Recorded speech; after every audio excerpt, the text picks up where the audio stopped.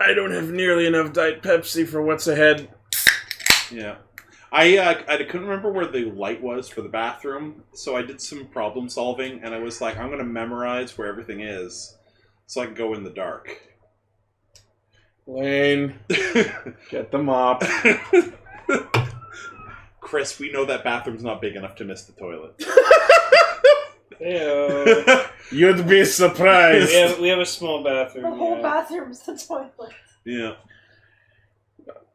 Cue the roll call. We are live! Connect. Loading. Broadcast. Tempered Zi-O! Blue Caster, Super Ichi! Loud and impulsive, Pink Caster, Lane! One little spark of courage. Green Caster, Global Self Perka. The trickster of infinite topics, Savage Caster, Ibarafox! Broadcasting hundreds of opinions across the world! Radio Sentai Castranger. Wait, this was the intro. Was it the intro? It is now! Oh no! Were we doing the intro and we didn't know we were doing the intro? Yeah, I didn't know. I thought we were just waiting for it That's to really start. weird. That was haiku. Welcome to Radio Sentai Castranger! Oh no. We are on episode 254. Blaze, Pokemon! Septile, bitch. Oh, that explains why there was a septile with a gun in No, our it's chat not. earlier. It's not just. It's episode Mr. Stenchy. Excuse me? It's experiment 254. Oh, we're doing experiment numbers from Lilo and Stitch now too? That's another fandom. Blazy-kun, what's Bakugan 252? I'll be impressed if there are 254 Bakugans. I wish that my only regret is that Blaziken is not Pokemon 420. Your only regret? Yeah. Oh, that's adorable! It's like a little penguin alien thing. That looks like something that was bioengineered for the purpose of being cute, but then it comes off as like trying too hard. What's its ability? It basically that is its ability. It's designed to be super cute so that people bring them to their houses, and then it unleashes a horrible smell. Oh, good. So it's Ovirapu. It doesn't like fart or do anything. It just comes out of its body. Yeah, so Savage Caster's here, and he's filling our chat with He's a famed cosplayer photographer in Toronto. that. That's cool. I didn't know that. Yeah, well, here's proof that I was at this shoot. Hey, it's you! Yeah. Why did I say that? I'm sorry. That was It's you! Oh my god! You're on Castranger! I don't know what's wrong with me tonight. I'm sorry. It's me! Here I am while you eat. So Gar's not here because he decided to be in Dunville. No, he was looking for the Ninja Turtles, and he ended up in the wrong sewers. Oh, right. Oh, wait, I have to show something to chat. Sorry, this is the last derailing that I'm going to do, but I found this in my kitchen. You and I both know that's not true. We both do, yeah. I found this in my kitchen. That's not the one. It's the one above it. Cock. Yeah, I've seen that in stores. And You look like you're about to put the cock in your mouth. Yeah, I'm about to eat some cock soup. It is. That's really a real thing. That's a pretty Oh, it is. graceful I literally, it's like 2 o'clock in the morning. My father had gone 2 shopping and just, left the soup This is there. a picture Tom did of me as Lil Mac. I love it. Oh, yeah, that's old. It's my favorite cosplay I've ever done. Yeah. Alright, so, as you can tell, our good friend Savage Caster from the long, long ago is joining us this week. Yeah. And also, this is the first week of a new theme month that we have settled on Cowabungust. Cowabungus? That sounds like a disease. And you've all contracted it! I have always been rather fond of Cowabungust. Cowabungust! This is a month where we talk about the Teenage Mutant Ninja Turtles because apparently every other fucking YouTuber is doing that these days. Yeah, nerd, failus, fucking us. But you know what they say? Are we cool yet? Okay, so this week we are talking about Kamen Rider Zi-O episode 45, Ryusoulger episode 19, and for the first week of Cowabungust, we are talking about the very first Teenage Mutant Ninja Turtles movie. I almost said Mighty Morphin Ninja Turtles. Is that why we 1990? watched that? Yes. I thought you just wanted my opinion on that show for just between us.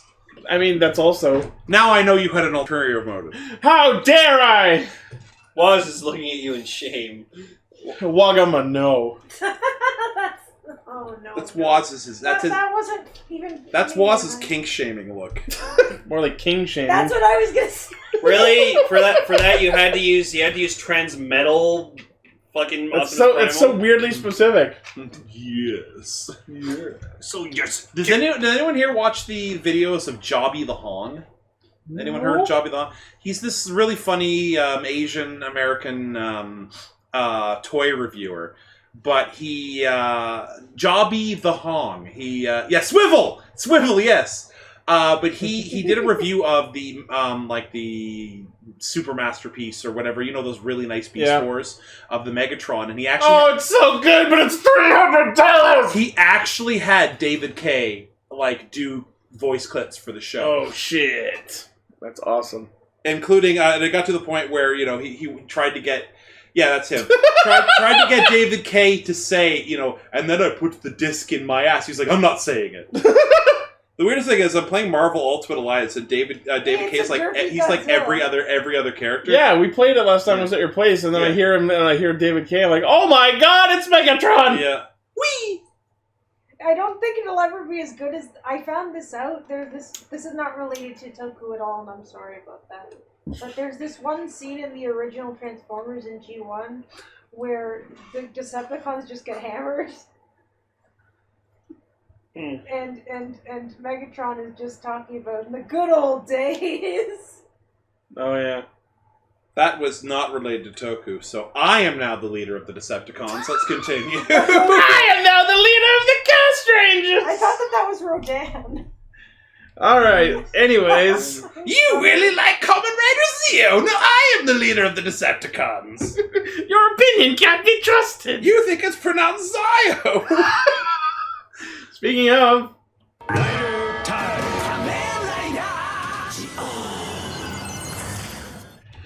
Alright, so before we talk about this week's episode, now that you are joining us here on the podcast, why don't you give us your opinion on the show as a whole?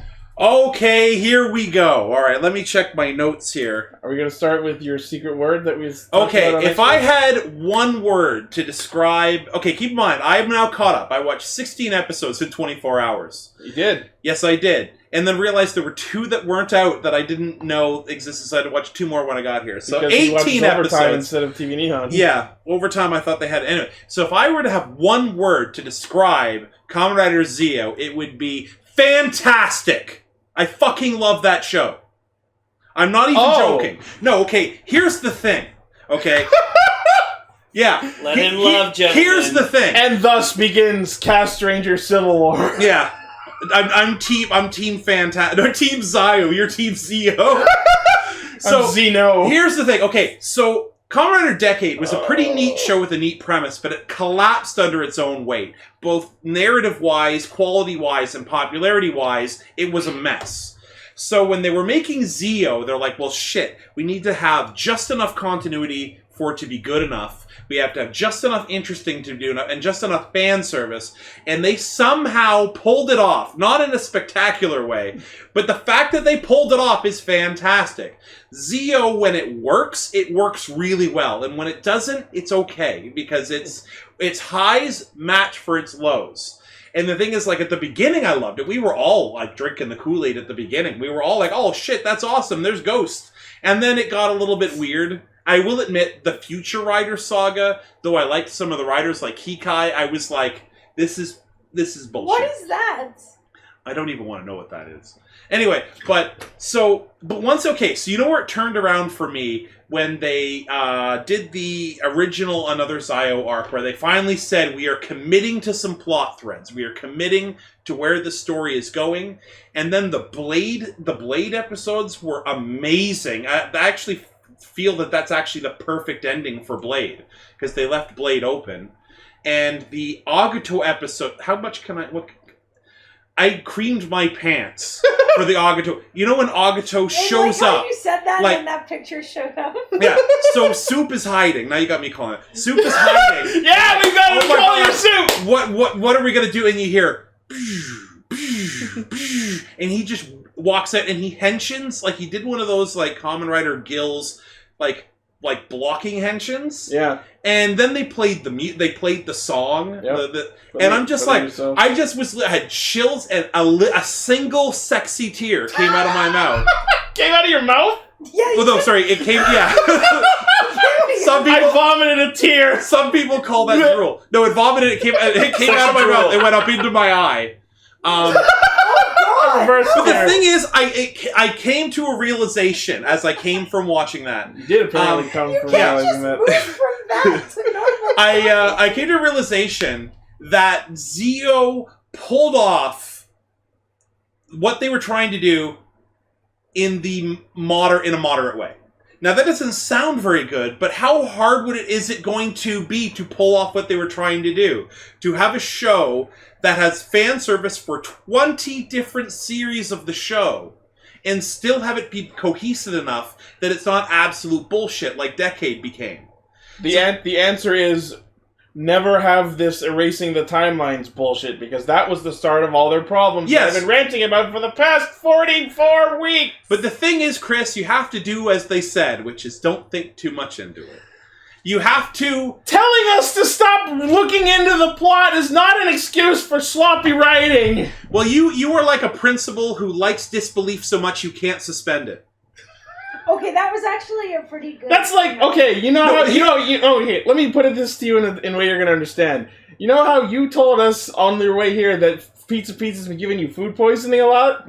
That's like if I force-fed you pizza and told you, don't pay attention to the food poisoning. Yes, but, like, continuity doesn't give you the shits, Chris. Yeah, like, are you sure? Yes, I'm sure. This is me we're talking about. You know what the thing is? Zi-O is good enough when it's great for me to ignore the bullshit. It is like a friend who's obnoxious to you like 20% of the time. Yeah, Lane. But however, 80%, that other 80%, they're amazing friends. So you can look up the fact that they're secretly a murderer. It's like, yay, I'm aiding and abetting! Yes, Lane is technically a serial killer. I am. But his taste in music in the car is great. Like, hooray! I'm an accessory! Okay, so they want to know... Okay, so we got to go. What do they think about Gates? I like Gates a lot. So does Gar, apparently. I like Gates a lot. I find the flipping flopping of is he gonna, like... Will he, won't he? But after, you know what? Anyway. But after the original Another Zi-O arc, he had a pretty consistent I'm your friend arc until he lost his memory, but you can't blame that one on him. No, that's just shitty writing in general. That's not shitty character, that's shitty writing. Yeah, I did not care for that Let's All Forget things, but I'm just glad it was only 2 episodes. Those were a perfect microcosm of the entire show and its problems. You know what? You see problems, I see overlookable issues. To be perfectly honest, the show has good points about it. I like Waz as a comedic character. I don't like him as a main character. I find that... Okay, so Gates, even though he flip-flops back and forth of whether he's going to kill Zi-O every week, he's pretty consistent in the fact that he has turmoil of wanting to do the right thing.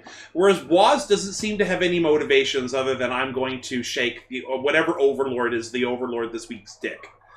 And well, I mean, it did turn out that he was only working with... Now, keep in mind, so I like that there's a distinction. I don't mind Black Waz. I hate White Waz. Yeah, no, yeah. Like, Black Waz... We all got sick of that French whole Waz shit went on way too long. We all got sick of French Waz pretty quick. When it comes to Soup, we're going to go for Soup. Her name is Alpinus? Yeah, I'm going to Pina Colada? Yeah. Alpaca?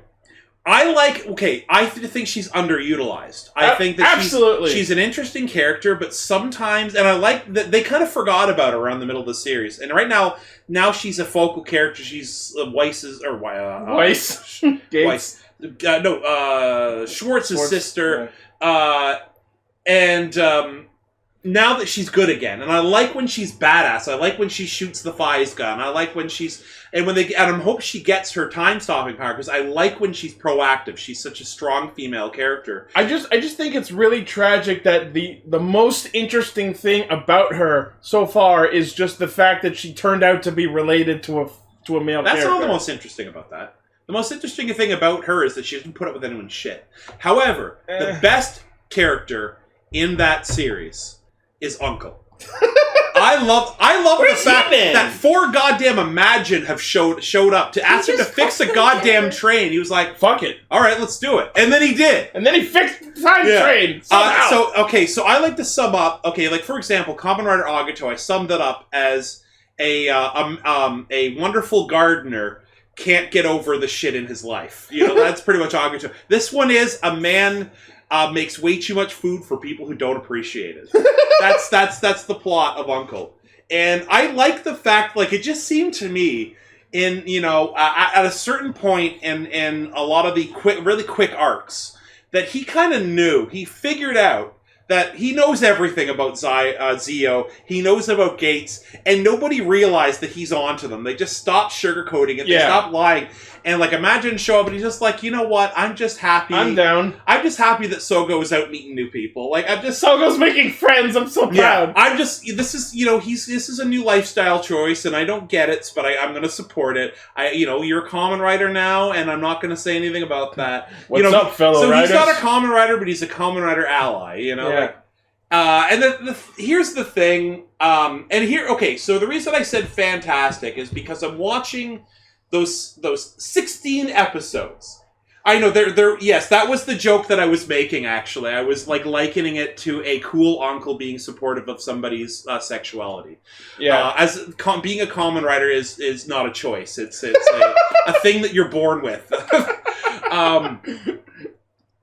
Put up with his dumb king shit. Yeah, they're not going to king shame him. You know, that's no king shame. But you know, okay. But here's the thing. Okay, so I was up like last year.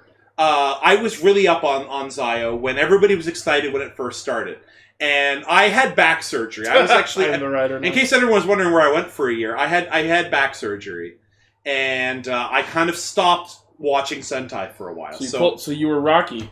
Yeah. So stupid.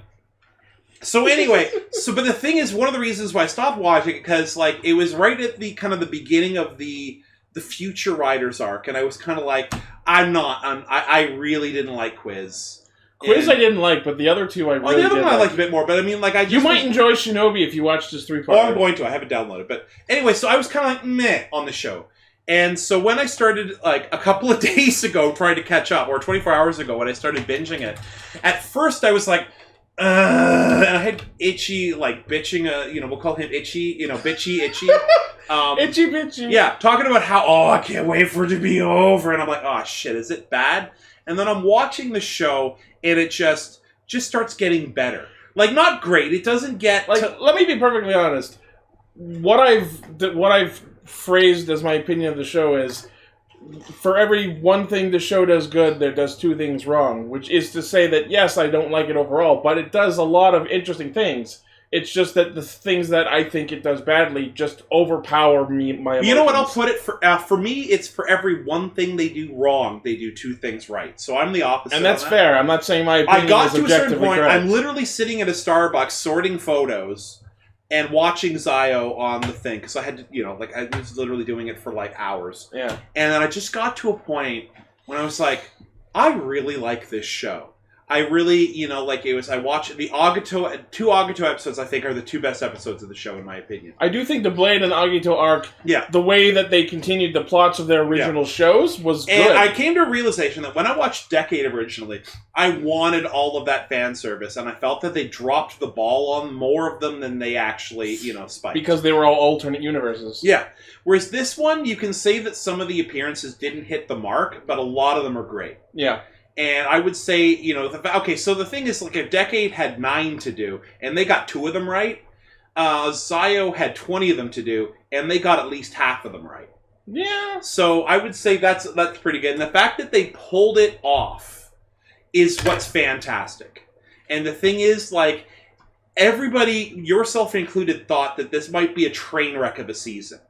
And other than the episode where there was a train wreck... This show was pretty solid. This solidly was pretty much. It was pretty good, and the thing is, pretty good in the lines of having to put 20 years of continuity, appease the fans, and tell their own story. Pretty good is fantastic. I will concede that they took on a lot. And the thing is, the fact that they pulled off what they did is amazing. And I will give them the fact that this may not be the most polished season, and it may not be the best season, but it will be remembered as a fun season where they pulled off everything they said they were going to pull off. Because they didn't fail anything. They did all of the riders. Some of them are in movies or hype about it or extra videos. But the thing is, how many, decade... Some of them were thrown at the wall that didn't do very well. Like, the series, they'll tell you that they only intend to do 30. That show got fucking canceled. I'm sorry. But I mean, like, Zi-O will finish, no matter how it finishes, going, we did it. We did potentially the most ambitious anniversary season that we've ever done. And we did it. It had missteps. It had missteps along the way. But we got to the end. And it was pretty damn good. Exactly. Yeah, Thumbs up. Fair enough. Yeah. So something of a minor conversation topic that we've started in the last couple of weeks is, now that we're nearing the end of the show, how do you think the show will end, and how would you like it to end, if differently? I think it's going to come down to Sogo having to give up on his dream of being king in order to fix the timeline. Interesting. I think that it's going to come down to, if he becomes king, the timeline will be messed up and he will become Zi-O no matter what. And only by Soup becoming the king and fixing the proper timeline. Queen Soup! So let's say the original Kamen Rider timeline, before they fucked around with it, is the Soup timeline. Yeah. And then you got the Sogo timeline, and then you got the Gates timeline, and then say maybe the Swartz timeline. We've got to get Soup back. And the only way we can get Soup is for him to sacrifice. That's a good plan. However, I don't see him with Soup. I see him with Gates. I gotta go full ship on that one. Ha! Gates! Hey, okay, Gates is a beautiful man. Don't. Not as beautiful as Waz. Waz is the most beautiful man in the series. He doesn't infuriate me. Yeah, but I can't say I disagree with that. However, I can't focus right now because I can never remember his name. The wolf guy from Kiva showed up. Garulu. Oh my. Okay. Warning. Some bisexual speak. That man is beautiful, and it hurts me to look at him. That's how beautiful he is. Jiro, yeah. Basically, his human name is Jiro. I also love that they mentioned him because he also played one of the Oni. Zenki. Yeah, Zenki. And I love they talk about it, and then he was dead, and I just think back to him laying naked face down in the lake, and I'm just like, please flash back to naked face down in the lake. Jiro is his human disguise name. His real name is Garulu. Yeah. God. Yeah, he is. Well, yeah. So, but the thing is, like, I like Gates and Sogo. I would love for them to both be, one of them's the king and one of them's the bottom king. One of them's the king and the other is the throne. But yeah, no, I think it's gonna come up to him. Oh yeah, there we go. Well, the thing is, he's gotta be in his early 60s now. Is that him probably. and like a Quagsire? Yeah. That looks like Waz. That is Waz. Yeah. But I mean, like, I don't know. I think that it's going to end up with they have to put the timeline back. And for Sogo to get what he wants and what he's dreamed of, it has to be at the sacrifice of everything else. As much as he wants to be a good king, he will become the overlord by the fact of what he has to do to get it. Mm-hmm. So he has to sacrifice his dreams in order to do the right thing. And to be the king he wants to be, he has to give it up. I like that idea. I think that's... Now, what we're actually going to get is metaphysical time travel mumbo-jumbo that makes no fucking sense, like 2 out of the 3 endings of Evangelion. 2 out of the 3 endings. Yeah, probably. Yeah. What's the 3rd ending? Oh, well, the one in the movie could be good. That's why I'm saying 2 out of the 3. Deal with it. Oh, I remember, that's from the Guy movie, right? When he just showed up. And Wizard. Yeah, he was just like... it just seems like that actor's like, I'm just going to keep playing this guy till it's not funny No, anymore. and that's why I love when he keeps showing up in anything. I have to say, I'm surprised he's been in it this long because I never thought he'd be okay with playing 4th Banana this long. I think he's, you know what, I think it's like the guy who plays Dan Caroto, that he just finds it so much fun. He's like, I'm just here, whatever.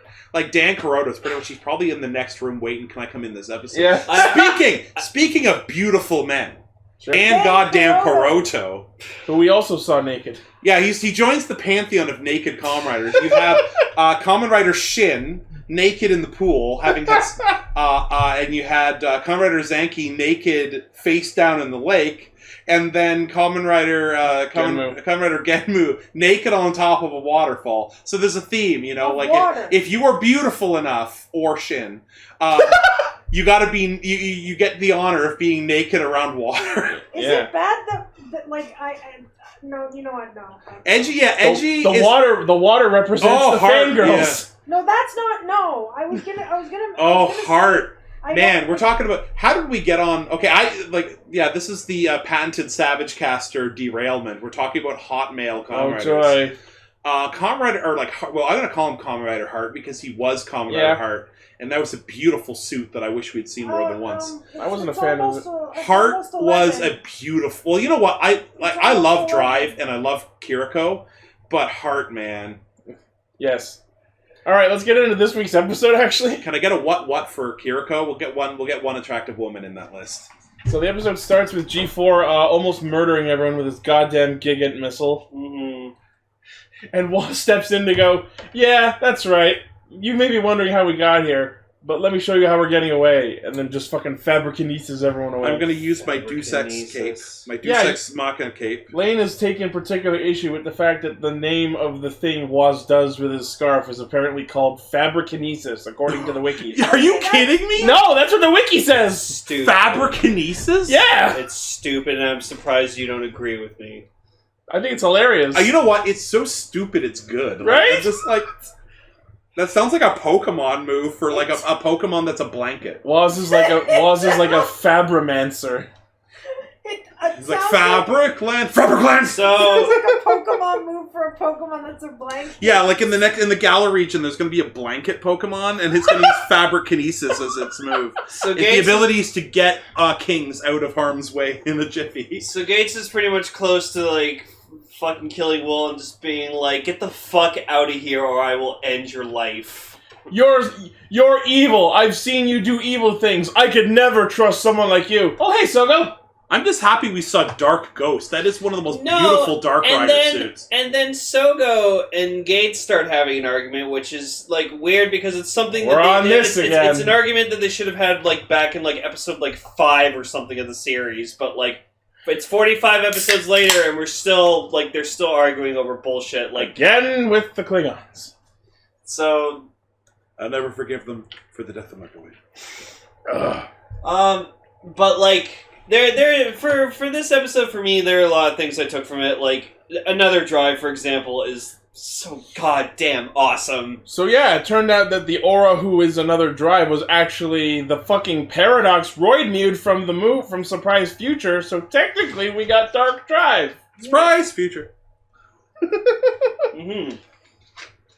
That's funny where, Will encounters Aura, and it's you're another rider! And she's like, what the fuck are you talking about? And then he's like, yeah, get away from me! Get away from me! He proceeds to get closer to her so he can pass her and run away. Yeah, no, it was actually kind of funny seeing Will just being so fucking terrified the entire episode. And then he gets stabbed. And then Aura, just the actual Aura just pulls a fucking about face and does what I can only describe as glowy red time stab. Yeah, you know what? When I saw it, something Chris says a lot came to mind, which is curse your sudden but inevitable betrayal. So Ichi was confused at why this happened. And he's already dead. Where did the sword come from? So I'm gonna explain. That's a good question, considering Swartz took away her time powers. What the fuck was that? I think she made a deal with him or something. Yeah. The sword out of her butt. I'm gonna explain what happened. So pretty much, what Aura says is, it's like, well, we both know, we know that both of us can't survive this. One of us has to go. Why? Why is that? Because that's not good enough. Never been explained. No, but anyways, now keep in mind they could explain this. So but they didn't. That's why there was literally they showed a shot of Swartz that's just standing there and smiling because he's like, haha, I know what just happened. And so he obviously made a deal with Aura, or Aura is just going to be like, yeah, I killed Will, I'm evil, can I be on your side, please? And again, I will answer with what I have been responding to all of Zi-O's problems. Cool, that would make sense if you fucking explain this explicitly to us. Tell us this somehow. Well, maybe they will in the next episode. I don't. But I'm gonna give kudos and the MVP award to fucking Tsukasa for this episode because like literally it's so funny. So like he counters Swartz and counters Tsukasa and he's like haha, you can't do shit, I took your powers, and just fucking Tsukasa responds with, yeah, bitch, my very existence is my power. And like, so, bitch, I am not Kamen Rider Decade. Kamen Rider Decade is me. Yeah, so like he thinks that just because Swartz took his Decade powers, like Tsukasa's powers, no, his dimensional portal shit comes from him. That's a Tsukasa power. He can just do that. You know what it was like, Schwartz? You underestimate how fucking extra I am. So then, as Tsukasa just a second, Ryder Custom posted in our chat was featuring Extremer. Ooh, not bad. So then Tsukasa it should have the cloak though. So Tsukasa, as he's freaking just laying out this sick burn to Swartz, you just hear like the da-da, da-da, just like his little like mini Decade theme. Yeah. And just like he fucking portals away. Yeah, exactly. He just portals away Sogo and himself. So I think that we need to talk about the Eternal in the room. He's so cool. I don't like just like Eternal's here because Eternal's here. Does anyone have a problem with it? No, I didn't think so. No, I didn't have a problem. Like Schwartz summons fucking Daido Katsumi. Yeah, Daido Katsumi, and it seems that it's him, like, Tsukasa explains later, it's like, oh, he's from, like, a point in time where, like, he won. Yeah, so what's happening here is Swartz is using the Another Decade power set to trap random people in what actual Decade ends up referring to as Another Worlds, which are mini pocket dimensions based on alternate possibilities to change reality, to create his own little mini timelines, where the victim of each Another World is trapped in a version of reality where they get what they want. But it seems like it's looped as well. You know what? I'll take it. You know what? That's pretty cool. It's obviously not Swartz's endgame, but it's a cool power to have. No, I'll take that world. Like, you put me in a world where... Oh, yeah, no, I would love to have one of my own. Yeah, like it's like, we're all watching it going like... One illusion, please. This is not bad. I don't care if we're reliving it again, as long as I don't know. That's the best part, like right? The whole idea is supposed to be it's like an illusion that you can't, it isn't worth it, but I understand the desire to want it. I don't know, I had a rough week. I'll take it. And this episode proved that, like, you're stuck in a loop of just constantly revisiting that moment that you won. The example that we're given is Owada, who was the victim during the Another Exade arc, coming back and going, hey, Sogo, come watch my gaming tournament. Watch me play Tekken 7 and get my shit stomped. Yeah, and have a chat with me in front of the poster for Tekken 7. And he lost because because Iwata was playing fucking Paul Phoenix and his opponent was playing as Martial Law. And Law is obviously the better of the two characters because Law knows... I was going to say... being nice to Lane and not telling him he's wrong, so just let's... I was going to say, you know Tekken better than I do. I do know Tekken very well. Well, so. not from that statement he doesn't. Oh, okay. Well, you don't play...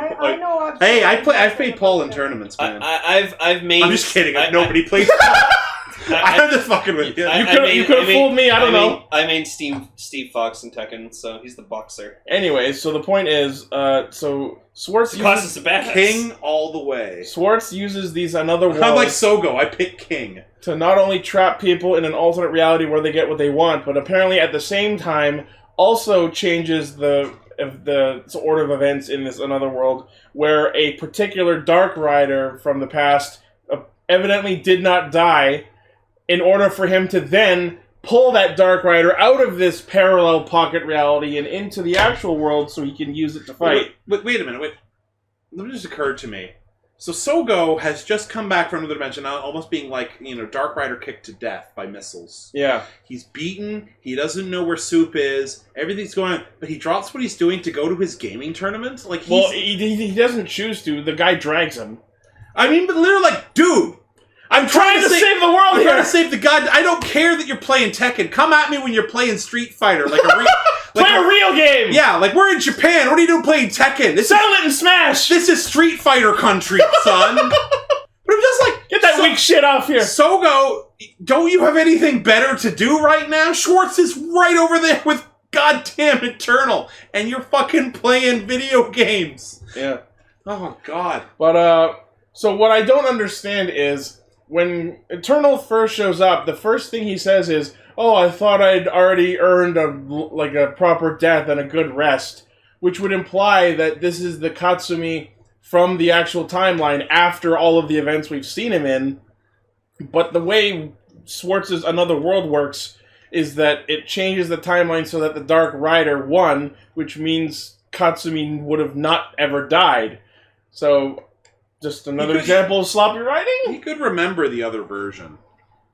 Because the Time Jackers kind of exist outside of that, so it's one of those things where he might have promised him, I'm going to give you that ending, so he still remembers it. But yeah, maybe? So... Or maybe his proper ending was getting a good death. So Katsumi henshins into Kamen Rider Turtle. It's fucking badass. The cape flows out and everything. Thank God it's Blue Flare. He looks so... Well, yeah. But he looks so fucking cool. And then... And I still love that his henshin chime sounds like the fucking Powerpuff Girls episode theme. And then... Bam, bam, bam, bam, bam, bam. Yeah, and then... Sogo decides to fight Kamen Rider Eternal in base form. And That's a bad idea. I have no idea why when he's never fought this rider before. You know, I was willing to chalk it up to, oh, he's just sizing him up, measuring his power, and then he's going to work his way up through the forms. Nope! You know what I would have loved Sogo to do that just would have fucking triggered Eternal so badly? He just goes Grand Zi-O, summons double as Gold Extreme as he's doing the rider kick that killed Eternal. Yeah! That would have been amazing! Fucking... And Eternal's just like, oh shit, not again. We both know that Sogo is not that smart. Or, use Zi-O 2's rewind ability to undo Eternal showing up. Or Wool's death. Yeah! Like we're skipping ahead, but later on, like, Wool gets time stabbed by actual Aura, and 5 seconds later, my immediate thought is, oh no! If only we had a time machine with which we could go back to the past and save you from death. Oh no, the cards! Oh, Tom knocked over his cards. Sacado. I have no one to blame but myself. And then... I blame Zi-O. And then we get the... I do too! And then we get the fight between two riders that I don't think anyone ever thought of or asked, where it's like, gee, I would love to see Kamen Rider Eternal fight Kamen Rider Aqua. Because that happens. I will admit, though, it's a pretty fucking cool fight. I'm glad that they did what I was hoping they would do, where, like, they fought and they moved towards the water, and then Aqua's just like, yeah, you're in my element now, bitch. No, I got it. Okay. Let's see neither of this. What's Number 2. But yeah, so Aqua and Eternal fight, and it's a pretty interesting fight. Somehow Eternal doesn't drown. I hope you have a... The Oh shit, underwater Chris, I'm fight sorry. was Do you have a vacuum? I'll vacuum this up after. The underwater fight was actually really cool. Yeah, Have you and, ever done anything like that and before Aqua henshins, he pulls out Eiji's fucking old-ass underwear again for inspiration. Which is kind of weird. Not gonna lie. It's cute, but They're it's also his very weird. It's weird like brave Lane coming to underwear. your house. Like, it's... Like Lane driving 4 hours to Pembroke. The power of tomorrow's underwear. It's not quite as strong as yesterday's underwear. Yeah. So Waz actually did something that super impressed me this week. So Waz Ginga ends up fighting another drive, and another drive busts out his slowdown, and Waz Ginga shrugs it off, going, "Fuck that shit! There's no gravity in space, bitch." And he's not wrong. That was a really clever. That was amazing. I applauded. In space, nobody can hear your shit. So then Gates ends up showing up and like fighting thing, and then like as Aqua's fighting Eternal, like Aqua uses like this like kind of water bind ability to like hold Swartz down, and then like Soup comes in with the data drain. Alpaca comes in and she like tries to Well, steal Soup, back I her call powers. the data strain. But then Swartz just goes, "Bitch, please!" Turns into another decade. What's weird is, like, he could have done that any time, but he waits long enough that I think Soup probably got at least some of her power back, Because maybe the not all of soup it. got cold. Well, I think she's trying to take all of the power away. Yeah. Which I think she's going to end up all getting. Aqua should Probably. have turned Poseidon. That would have been fucking great. No, you know what should have happened? They should have made Aqua fight Poseidon. Oh, that would have been great. Confronting his own dark side? That would have been great. Oh, God damn it, writers. So then, like, Eternal and Aqua end up underwater, and, like, Aqua actually, obviously has the home field advantage. But then I feel like it's kind of pointless because Eternal's technically a zombie. Yeah. So He went, that's cute, and whooshed his cape, and then Aqua got his ship splashed. and we got to see his fucking awesome, like, dagger again. That fucking knife is awesome. I think it's called the Eternal Edge or something. Yeah, Eternal Edge, that's right. That sounds like something you would buy for an infomercial that never goes dull. So then... Sounds like something from Soul Calibur. And the Eternal Edge never And then fucking another drive does something that I didn't expect to happen, and I actually went like, excuse me? The Thunder Beast. I want that. Skull fighting Eternal? I just want. I don't care That what would he be does. good. I just want Skull to show up. Right? And They've been going on about how they're releasing his Ride Watch lately, so I expected him to show up. and he fucking another drive summons another Trideron, like Which I call the Another-ron. It's a fucking monster version of the Trideron. It's got like fucking big awesome. jagged plates and like giant like biker pipes all over. It's fucking badass. It's great.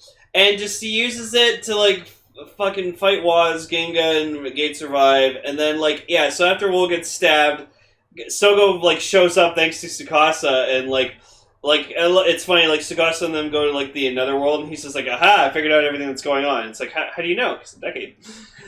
This world can only be stopped by being destroyed. But Luckily, I have a vested interest in destroying worlds. But then- Remember that time when I destroyed all of the worlds? Yeah. And then Wait, you destroyed all of the world? He killed every Kamen Well, Rider. to be fair, they were alternate reality worlds. He killed every Kamen Rider except for one, including himself. Yeah.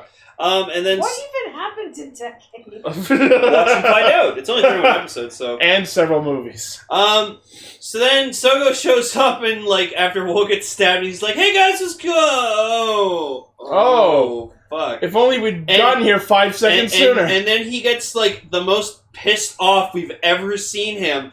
Goes Grand Zi-O, just skipping the henshin. immediately just fucking starts beating the shit out of him like Kuga did in that one episode. Yeah. And Well, then, he's not like on top of him, hammering him. No, but then we get the best fucking thing ever where he summons Drive. I'm gonna angrily tap my knee at you! Yeah, so he summons Drive, and now Drive's fighting another Drive. I'm like, me being the Drive fanboy that I am, I'm just fucking... Say Drive more! I'm wish squealing inside. that we had gotten the Drive theme, because not only, like, are you telling me they couldn't get the rights? The guy who sings it's over in the next stage! Right? Yeah, no. Like, I just want like to play the Drive theme, and Eternal's like, oh, this sounds good, I like this one. Like, they might as well have just had him, like, step in and start actually fucking singing it at this point. And then we just get the fucking most awesome thing ever where, like, he brings it, he does, like, Grand Zi-O finish, whatever, like that, and he summons the actual Trideron, which smashes through the fucking another Trideron. Just dummies it in one shot like it's made of popsicle sticks! And then they get out of here. defeat another Drive with, like, the standard Drive Hisatsu Rider Kick, and just Except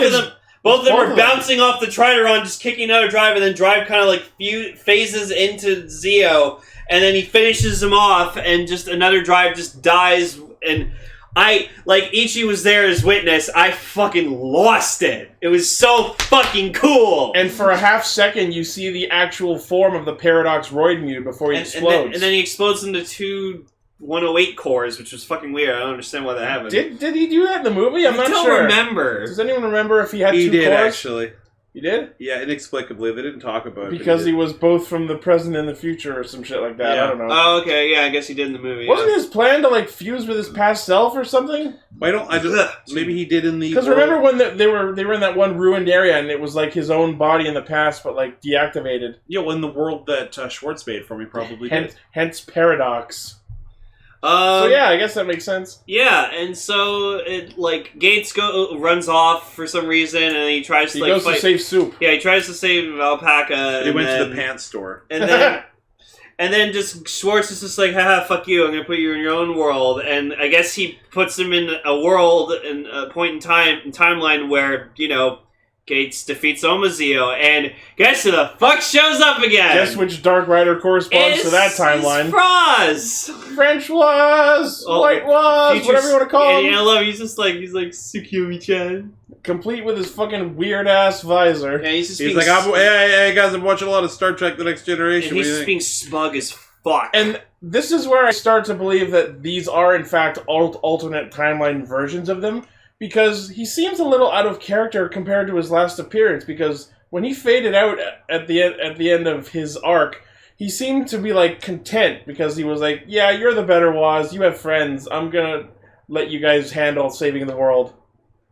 But this one comes out and like, oh, I'm back to cause mischief. Well, maybe it's him from, like, before he, like, felt that way. Maybe. So it was just him when he was douchey Froz. This is a decade power that's happening. Fucking anything could be happening. Exactly. And so now next week we get the Woz off! Yeah, so, like, one of them actually says, let's have a Woz on Woz battle. And secret, they're gonna summon Scott the Woz to fight too. You mean Discount Jontron? Every single time I see him on YouTube recommended, I think of Woz. What was it you were saying, Emily, when I said Woz off? I just said it sounded kind of inappropriate somehow, but I don't know why. Some hot Woz on Woz action. It does sound like something British. You bloody Wazza? It's because it sounds like Aussie.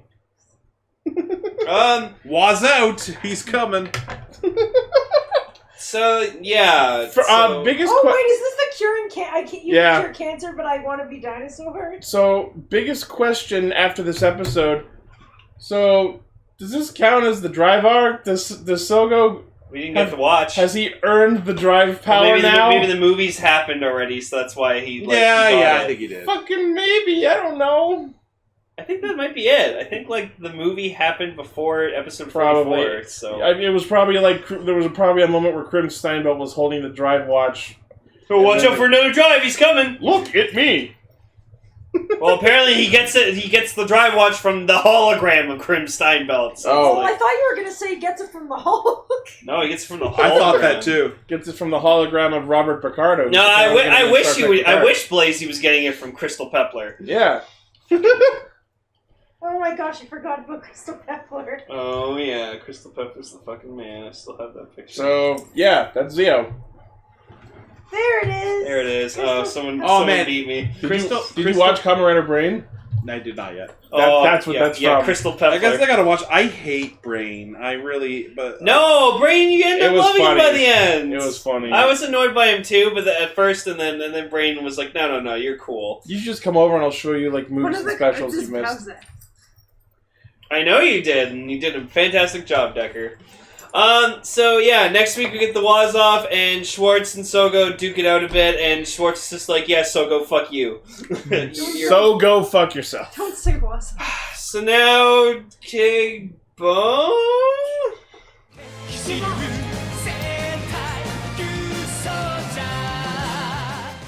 Well, now I know why those producers got fired!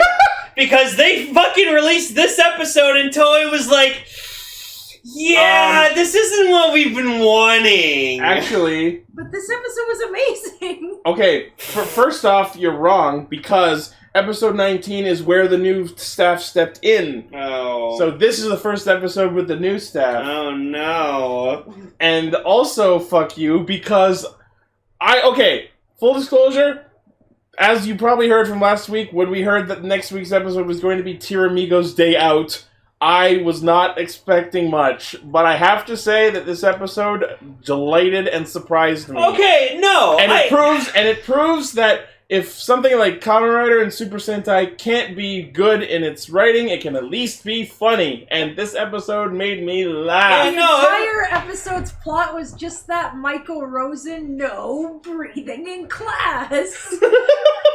No, I'll admit it was fun, but just like, again, I'm just kind of waiting for the show to just take a really serious fucking plot drop. I am also hoping that some actual plot will kick in. And judging from next week's episode, like, some shit's fucking happening between Toa and Geizorg. Yeah, Geizorg's showing up again. Remember Geizorg? He's back in Pog form. But before we go any further, so you, sir, Mr. Savage Caster, have been catching up, but you're only about 8 episodes into Ryusoulger, so first off, I'd like to apologize that we're talking about things you haven't seen yet. I'm just going to sit here and think about items I'd like to purchase. But, would you like to give us your thoughts on Ryusoulger based on what you have seen so far? I like it a lot. I watched the first episode about a week ago, and I was not too fond of it. And then I sat down, I was like, I gotta watch this. I invited my friend over, who her entire judgment of Super Sentai is Geki Ranger. So we can only go up from there. Oh, we love that show. Anyway, so we started watching it, and we both really got into it. We really got into the characters. And the thing is, we watch it, we make jokes, and we have our little in-jokes and stuff like that. We're pretending that they're all a secret boy band, and they're all trying to be the hot one. You are the sweet one. Sorry, Yeah. dude. Sorry. I love the fights. The thing is, I love Lupin Ranger, and that's what I'm going to call it. But I didn't like how there was almost no practical when it came to the suit fights. It was almost all CG, and I loved the fights in the 8 episodes I've seen. I love that they're mostly practical and the CG is used sparingly. And I'm hoping that doesn't start changing and it just turns into a CG fuckfest. Apparently, you're now Blaze's best friend. Oh yeah. Oh, you've ingratiated yourself to the fan base. Sorry. Oh yeah. No, yeah. The first episode was they throw a lot at you with very little substance, and then once you start to get in, and it has a lot of some nice focus on the characters. And you know what? I think they show instead of telling. They show you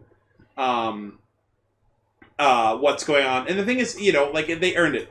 Again, going back to Lupin Ranger, I didn't like the Lupins at first, but they earned it. They earned my like, and by the end of it, I loved the Lupins. That's how I feel. I love the Patos, but I just feel that they didn't really do anything. That's kind of how I feel about the Patos. I was absolutely Team Lupin when the show started, but then Keiichiro just did constant badassery, and by the end of it, I'm like, yes, sir, officer. I can understand that they change a few things, but I don't care because keep in mind I'm newer to Super Sentai than most of the fans are because I got into Kamen Rider first. Yeah. So I don't care about the tropes. One of the first Super Sentai seasons I ever watched in Japanese was Akiba Ranger, where they make fun of the tropes. So I don't care when they throw these tropes out.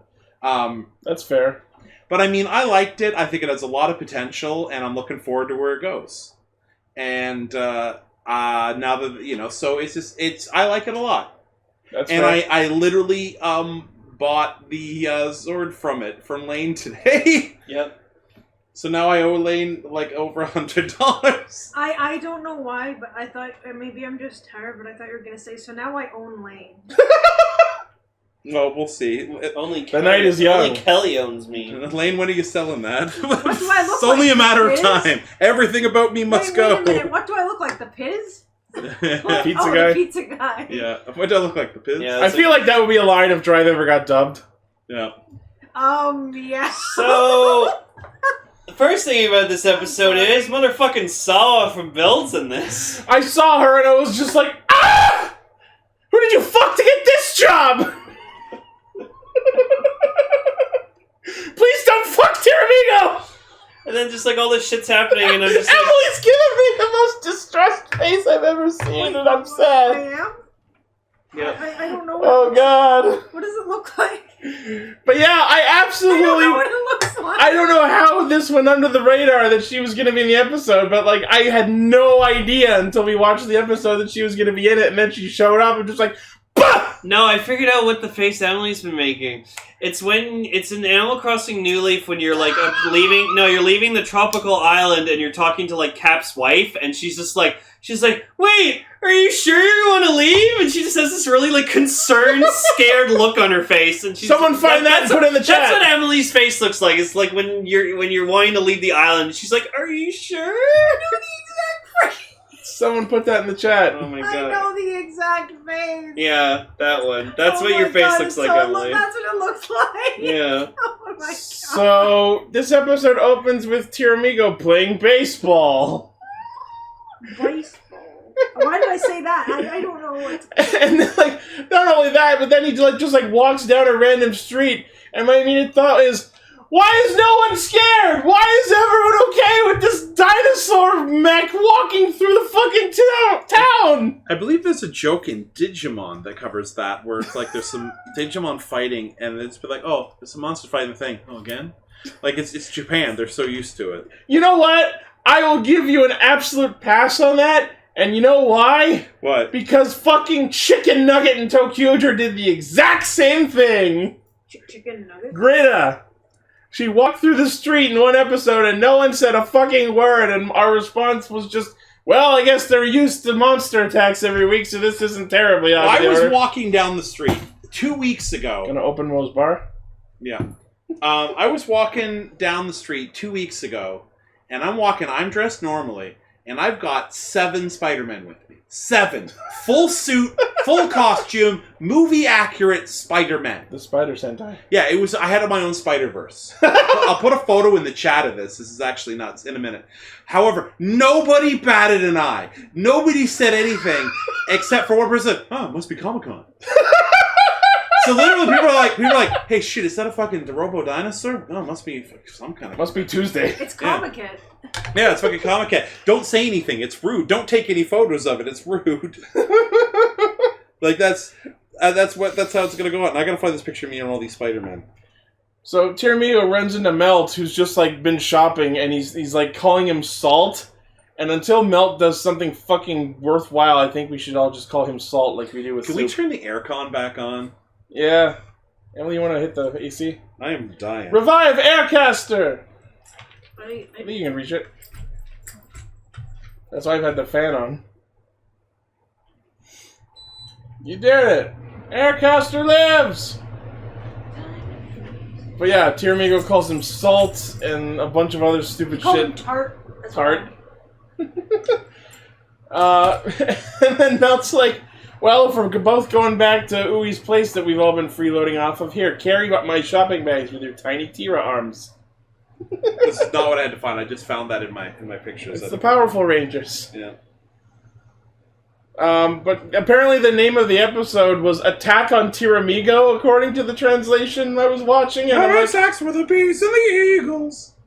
Was that an actual fucking Attack on Titan joke? That's what the theme song sounds like. It sounds like they're saying, It also sounds having like, sex with the bees. No, it's it also No, sounds I- like they're saying potato pizza. No, I got it. What I'm asking is if the actual episode name was an actual parody of Attack on Titan. Well, yeah, I think it is. Was it just like what the fuck is the Japanese name? Shingeki no Tyramigo.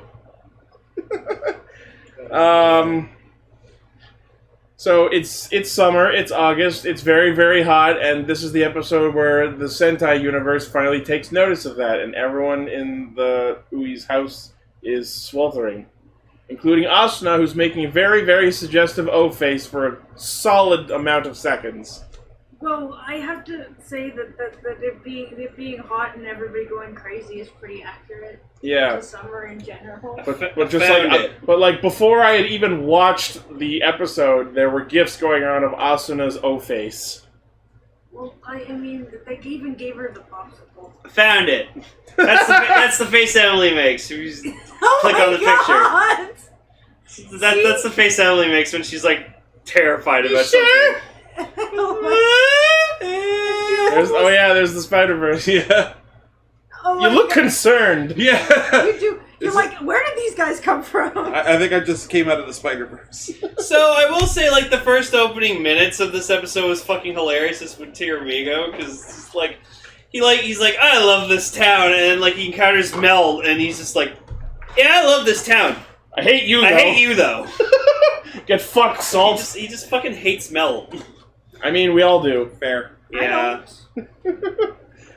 He's supposed to be the smart one, but he makes mistake after mistake after mistake. But yeah, there's no Ui in this episode. I was very sad. Yeah. Of course he's concerned. There's a gang of menaces there. But instead we get her father who tells the dirty freeloading Ryusoulger bums to clean up the fucking house. And then kicks them out. Yeah, and then actually kicks them out. You fucking dirty hippies!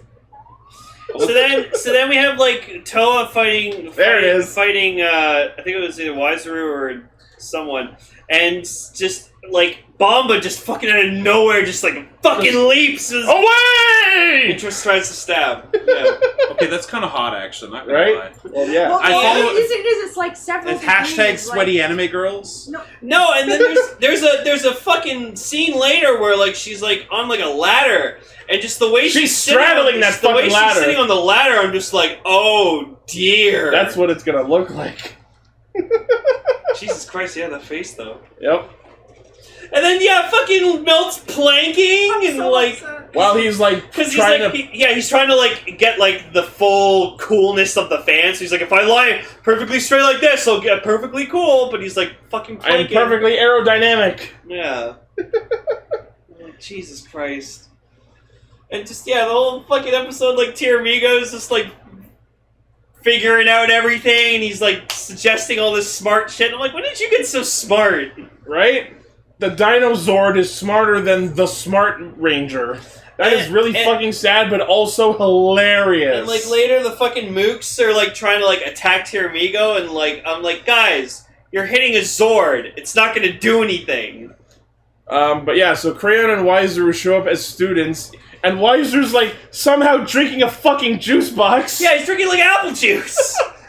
And then, like, they're, like, sitting eating lunch. Sawa, as the teacher, comes in and becomes the Minosaur's victim by way of Crayon literally on camera fingering her in the mouth. And she's like, oh, it's fruity. It tastes fruity. Feed me more, senpai. Like, I'm barely exaggerating. Christ. She's like, yeah, and then passes out as the Minosaur Is it like responds. the Juicy Kid? Kinda, a little bit. Juicy! And then he passes out. Do anyone have a GIF of Juicy the Kid? There's no way that this fan base does not have a GIF of that. Oh, probably. I miss Long Long Man. And then, Long. Did I ever show you that Long Man video that I made? Oh, the Rogue one? Yeah. I favorited that. It's fucking hilarious. And so, after all this, we cut to Kanalo swimming in a pool fully clothed. I mean, he's been living underwater also fully clothed. Mosa Rex is like, hey, have you gotten laid yet? Have you fucked anyone yet? Get on it! Still working on it. And by it, I mean her! Also, still no Oto. I'm glad! By the way, apparently her actress just turned 13. Cool! She's good now. No. Just kidding. Let's all look at Lane disapprovingly. She's 123 years old. Yeah, the idea is Kanalo, the sixth ranger, has a little sister who's played by a 12-year-old who is, not even subtly, thirsty for men. And she's like I don't know what she looks like, and it's all only on paper. I'm not grossed out, but probably when I see it's like physically, I'll be quick! Like, someone post a picture of Oto. Oto. But yeah, so Kanalo happens upon Sawa, who collapses into his arms because she's distressed, and in the same span of 5 seconds, he's hopeful for the future, and then spots the ring on her hand and goes, "Fuck! Why haven't we met sooner?" And then Toa pets some dogs. Yeah, they're named and everything, and there's no real reason for that unless they're gonna show up later. And just fucking Crayon the whole fucking episode. He has his own YouTube channel. Yeah. Somehow! My first How my thought was I would subscribe to the Crayon YouTube But channel. Blaze needs to post something apparently. What is it, Blaze? Oh, yep. That's Crayon. It's the juicy finger. Fruity! Yep. Fruity! See, she's even got a smile on her face! man, It's upsetting! she doesn't look... She's I hot, miss her though. high heels. Sawa's hot. Sawa who wore like high heels throughout almost the entirety. And she was in Ultraman. She was in Ultraman Giga S. You know who She's likes been in all Ultraman? three now? Nobody. Fucking Gar. nobody. Gar Gar does, quotes and that Lane- all the time. What? And Lane does, and I also like what I've seen. It has some My cute animes. Ultraman was judged by the Ultraman Super Nintendo game. So then freaking Crayon's just like, oh, do you see me now, Tank Joe-sama? He's praying to the dead Tank Joe. And he's like, how many points do I get? That's actually a little sad. I felt Why bad for him. does he miss Tank Joe out of everybody? It's so sad. He misses his friend. Well, no, he misses the first guy he was serving under. Yeah, but it's so... Tank Joe was a fucking asshole to him. He's like, you're not allowed to laugh. Oh, you don't have enough points to be on par with me. And it's he abused them. No, but... Why Zaru's been the nicest to him? Yeah, but then he also had to go through Gachileus, who was absolutely... Gachileus was a fucking absolute piece of garbage. Because he abused and just... That Minosaur's good. Make fucking 500 of it. No, I'm sorry, but out of all relationships, Wiseru's been the best to Crayon. Yeah, but he's still praying to Tank Joe. Yeah, which is, again, that's fucking terrible. So the idea is the Minosaur in this episode is spawned from the teacher, so her gimmick is if you break a school rule, you get warped into evil detention. Yeah, and the Minosaur was weird looking. It was some weird spider looking... looking some witch spider thing. And it was just all... Which... fucking, Toa mistook it for, a fox noise. Yeah. And it's yeah, we don't see any foxes here, you stupid Minosaur. And then they got caught with no running and got sent to detention. Oh, that's awesome. Well, thank you. So Melt and Tyramigo decide to try and get through the school without breaking a rule, and their answer to no running in the halls is to fucking tiptoe up the stairs. And my first reaction to that was just walk. And then 5 seconds later, Tyramigo, the Zord with barely a sliver of sentient intelligence, sooner than the human who purports himself as the smart member of the team, goes, "Why don't we just walk really fast?" And Melt goes, "That's a really great fucking idea!" I think that's Melt's problem, is his flaw is like, no. That's the thing. Melt is smart. Yeah. Oh yeah, there's Otto. Yeah, that's Otto. Melt. That's not cool. That's the whole... Stranger danger. That's the whole No, but little she's sister. 123, so it's okay. Her character's 123. That doesn't make it okay. But anyways, I think it's that Melt is smart. It's just he's very oblivious and he overthinks everything. You are smart. I forget where it's from. Isn't that from like that robot from Clone High? No. SMRT. Wesley. No, there's a song and I forget what it's I from. programmed to feel pain? There's a song and it goes like, "You are smart," and I forget where it's from. If you know, tell me in the comments, because I'm stupid. Yeah, so after discovering the ability to walk fast, they come upon like the people who are like trapped and all that, and they're like, "Oh no! If only we'd gotten here sooner."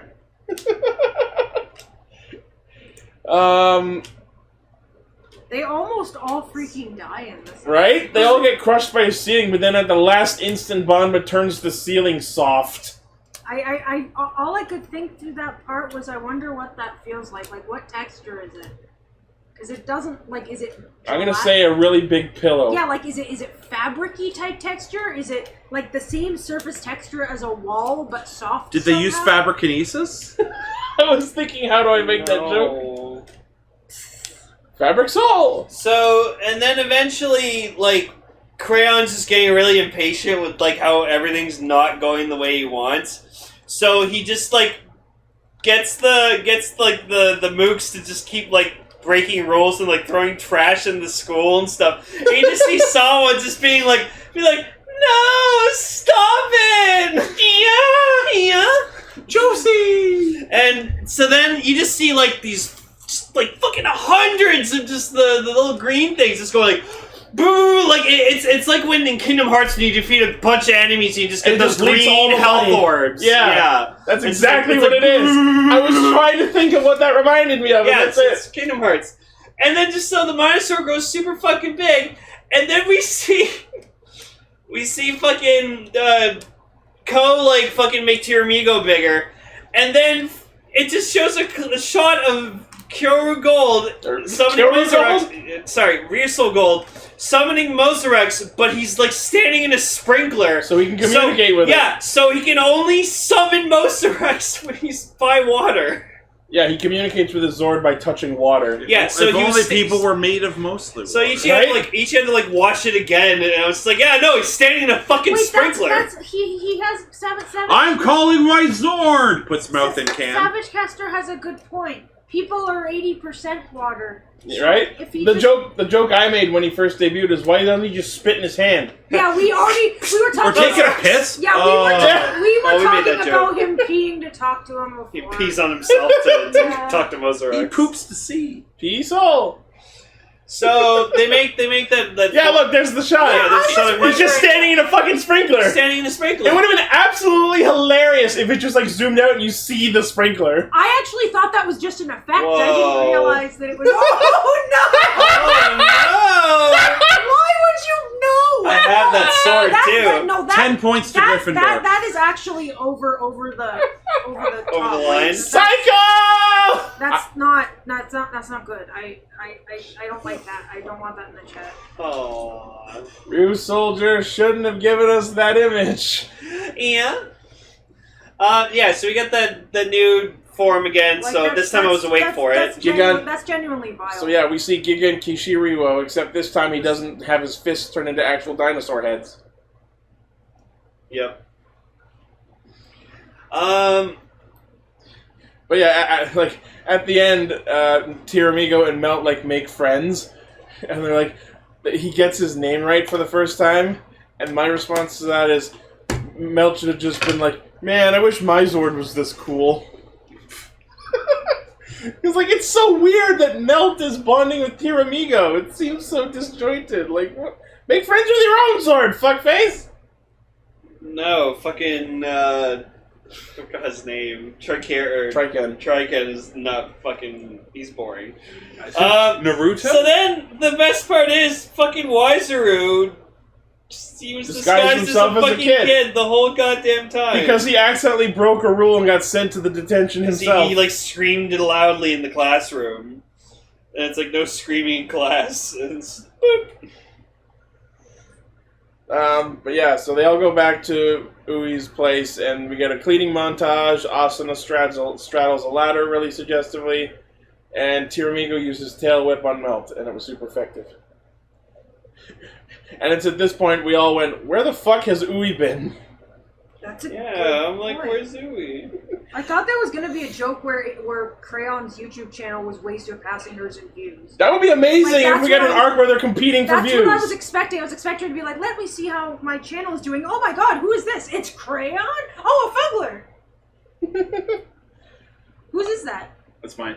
Wait, are you the guy who has all the Fugglers? Yeah, Tom loves Fugglers. Oh my gosh, you're the guy who has all the Fugglers. I know. Yep. I'm sorry, if you guys don't know what Fugglers are, they're these really cute, like, weird, cute plushies that were originally created by one artist and were super expensive. And I never thought that I'd ever own one. And then she sold the rights to Spin Master, and they're now available in normal stores. Cool. And I'm so excited for I have her. 50 of them. I have one. Which one? The Yeti one. Oh, that's a good From one. Series 1, and his name is Vid, after a character from a Adult Swim live stream show. A character from an adult film. No! He's named after a There's the ladder! Here's a Fuggler on a horse. Have you seen Yeah, there she's in the ladder, and I'm like, oh my Do you ever god. watch the live streams on Instagram? Oh, yeah. Yeah, because with Fuggler Dave. So, I also had another thought that I think might have been an improvement for Ryusoulger. The eye catch, like the parts where they show off what happens in the next episode, should have been framed like they were videos on Ui's channel. Where she just comes on and like, hey, fans of Ui channel, here's what's happening on the next episode! That would have been cool. I think that would have given her a bit more character depth, I think. So next week, Toa ignores Bamba and goes to fight Geysorg or something. Yeah, so apparently... Oh my god! Wait, is that like the Ash puppet? Yeah, that is my Fuggler with an Ash pup. That is terrifying. That's like the Yeti one, but the other colorway. That is the new Yeti for Series 4. Sorry if I killed anyone's ears just now. It's okay, I've never seen the brown one like that. I found it at Walmart. So yeah, next week we remember that Geysorg exists, finally. If you... A savage ghost. Any other closing thoughts on Ryusoulger? I'm sorry, I got a bit distracted. You're in the you got a bit distracted podcast. Yeah, Distract Ranger. Posting Fuggler photos in the chat for no reason. Emily, any other thoughts on Ryusoulger? You haven't said a lot. That's so cute. Sorry, I really like Fugglers. Tails doll. That's the most evil thing I've ever seen. I like him in Sonic R. Ryusoulger, I don't think you guys should be making sexual jokes about Asuna. Well, then they shouldn't be showing us that footage. She's an adult. Yeah, that's true. You can make the same sexual jokes to the female characters to the male characters. It's the child character you should be careful. But we've made some pretty nasty. I never said you should make sexual jokes about the male characters either. I don't know where that assumption came from, but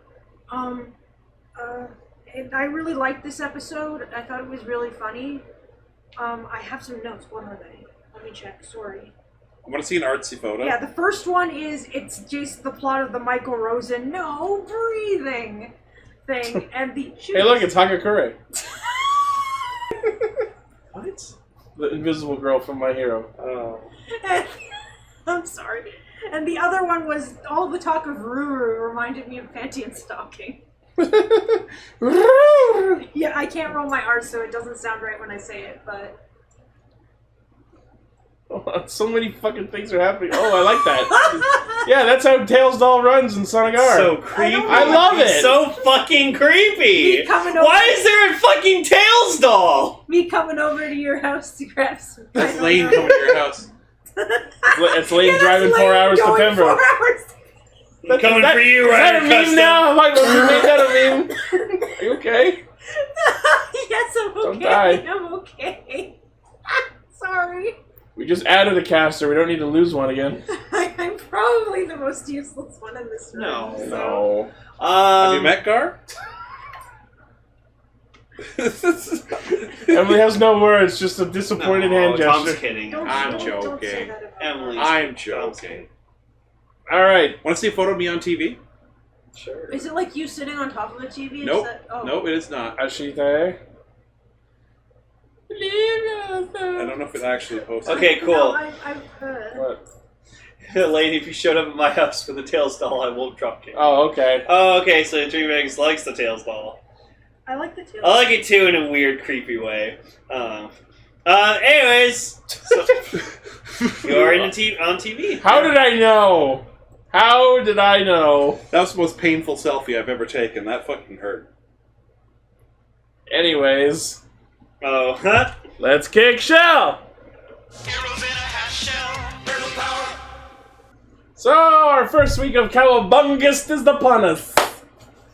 It was so fun to finally revisit these movies. I have not watched them in a long time. Yep. So, the Teenage Mutant Ninja Turtles first movie, which came out in 1990. Jesus. I was a year old. I was 2. I was 12. Yeah. I am old. That's okay. Wow, you lived your whole teenager years in the 90s? Fucking Yeah. awesome. Did you have like a neon windbreaker? I did, actually. Because I had... Oh no, my Akajo windbreaker! This is Ah, so- the 80s and 90s were a good time. You were allowed to smoke in public. This no. It looked a little like this. This was. That's me taking a selfie. My friend blew a smoke in my face. Yes, Blew a smoke? I've always kind of wanted a neon windbreaker. I did. I had a neon windbreaker, and it said on. Have you played Hypnospace Ella? No, it was like Sorry, it was like a sorry. baby's shit yellow. No. And I would have gone with highlighter yellow. yeah, well, baby ate a highlighter. Yeah. I had this hoodie as a fucking It was that kid. I exact loved it. color. I had So this highlighter. hoodie as a kid, and I No, fucking loved it. It wasn't. It was well, the windbreaker I had was made of like nylon, and it was like so thin. But on the back, it said Dreamscape. Like RuneScape? Dreamscape. RuneScape, but in your dreams. I love And its RuneScape. pockets were so shallow. If you put like a AA battery in, it would probably fall out. Anyways, so the story begins once upon a time in New York City. Oh, sweet. And So- everything is being stolen everywhere, like No, New and- York City. Yeah, and like there's New York the City. scene Stole starts out that with like guy's pizza. yeah, like this guy, these kids are like steal this one guy's wallet, and then they keep like swapping it between each other. It goes and then, through a and- network and of I'm just randos. like, and I'm like, you couldn't just have put it in your pocket, and no one else will fucking know you stole it.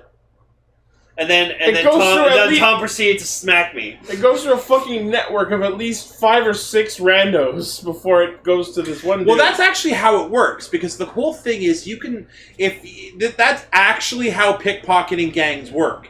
Because the thing is if the person who takes it out of your pocket, if they don't catch that thing on him, they can't even take him downtown. Yeah. Because the whole thing is you might notice it coming out of your pocket, but you're not going to notice the 2 times it changes hands. Now, the fact that one of those hands had a ninja gauntlet on it probably is a little like, conspicuous. sure, but that doesn't merit changing hands more than once or twice, tops. Yeah. So I found this. I'm making a Ryder theme park in Minecraft, and that's the Zi-O building. Cool. From the top. It's the Zi-O Pavilion. It's a Zi-O watch building. So the plot, sorry. the plot of this Okay. movie is essentially that Shredder has brought his ninja clan, the Foot Clan, to New York City, and he's hiring like random kids and teenagers off the streets to like help him build an empire. He's basically evil Zordon. He's made a cult out of teenagers with attitude. Yeah, and so they have like they have like a sorry. They have like a warehouse and like they have all these arcade games and food and cigarettes and alcohol and they're just like doing whatever the fuck they want. And they dress up like Kamen Riders. When they cut to it, all I could think was meanwhile at Pleasure Island. Right. I'm just gonna say there was even one shot where they show one of the arcades that they're playing and it's fucking Narc. And he's got, like, children everywhere. Like he's, like, collecting children to breed his empire. Like, to the point of suspicion of pedophilism. Well, they're free-range humans. Like, it's so many boys of a particular age range that you start to wonder if Shredder particularly is, is Shredder a pedophile? Is he a Shreddophile? Well, the reason why nobody had any thought of it, they showed up and they saw all this inappropriate stuff happening with young boys, and they were just like, oh, well, it's probably just a Catholic church. Which doesn't solve the question. Jesus, that face. I'm Catholic. I'm allowed to make that joke. Family? Boys. Yeah, there's a That's me when I hit the sunlight on any given day. This looks like a Cuphead boss. It's from Pinocchio. I was gonna say there actually is a King Dice's smile is a reference to this. But like it's not even just he has a bunch of boys in a warehouse playing games and stealing shit. They're also smoking cigars and cigarettes. Yeah, and Sam Rockwell. What do I look like, a jackass? You sure do. And this is one of the best moments. This is one of the best moments of that scene. Whereas this guy is obviously being given a tour. Like, come join the Foot Clan. Menthol or regular? Yeah, and the guy's like, you guys got any cigarettes? And Sam Rockwell just reaches over right next to him. Goes, regular or menthol? Like literally, that's no big deal. This is the gentleman who went on to play Justin Hammer in Iron Man 2. Can you imagine? Sam Rockwell! They got mad in Stranger Things that one of the characters was smoking. Imagine Teenage Mutant Ninja Turtles came out now, and there's kids literally advocating smoking packs of cigarettes. They're trapped in an abusive... I know, but the thing is, they if it were made now, would it be like, you want to play Fortnite or Call of Duty? But yeah, there's it's not even just cigarettes. There's one shot of this kid who cannot be older than 7 or 8, just smoking a fat Cuban cigar. Yeah, that's just wrong. That was right during the prohibition of Cuban cigars. That's actually illegal. That's the problem with it. Yeah, so the picture's still fucking the Foot Clan is basically robbing the city to fuel their evil empire for reasons that are not very super clear. Shredder's just into using young boys to fuel his evil deeds that are not very specific. I'm glad they're evil deeds, because there could be another kind of deed that could be fueled by young boys that... Are you talking about real estate ones, or...? And these fucking... They don't really particularly go into what Shredder is actually doing aside from just running a crime empire. To what end? Secretly, he's just stealing crap. There should have been a scene where it just cuts in. He's just got a really nice collection of Fabergé eggs. No. Dream Vegas. Back then, it wasn't mutant. They thought was an offensive word. It was ninja. They thought was an offensive. No, yeah, that's why Next Mutation got changed to Hero Turtles in one area. I think in the end, what Shredder was doing was the whole stealing shit and stuff. That's a front, and in the end, he was training people to be ninjas for his clan, just to revive the Foot Clan. Yeah, so he could just have more ninja followers. Yeah, because that was it. Can you imagine? Okay, so there's maybe 100, 150 kids there. Yeah, honestly, how many of that do you think are actually going to go through the training to become Foot Clan? I think maybe 10% of them. Well, yeah, because he was initiating them. Yeah, but he's not really pushing them to do the training. He's not really pushing. It's those things he wants... Whenever one of you is useful and does a thing I like, you can be a ninja. Yeah, so he knows that most of these kids are probably only going to be there for a few weeks, give them some money, gonna get arrested, and they're infinitely replaceable. It's the thing is, good to know boys are a renewable resource to Shredder. Well, 1 out of 50 is hey, that kid's scrappy and he's quick, we'll make him a Foot Clan guy. Yeah, so that's good. The thing is, he's literally supporting the chaff in order to to get the wheat. Yeah. And one boy in particular who becomes a focus at certain points is this boy named Danny, who changes his name to Dan by the end of the movie. But when we first see him, he's wearing a shirt that says Sid on the back of it, spelled S-I-D. So my first thought was, oh no, it's Toy Story. It's Sid from Toy Story. He wasn't satisfied with mutilating toys, so now he's on a crime spree. Given the timeline, it's Sid's dad. Maybe. He bequeathed that shirt to his son. Yep. Sid Senior. Yeah.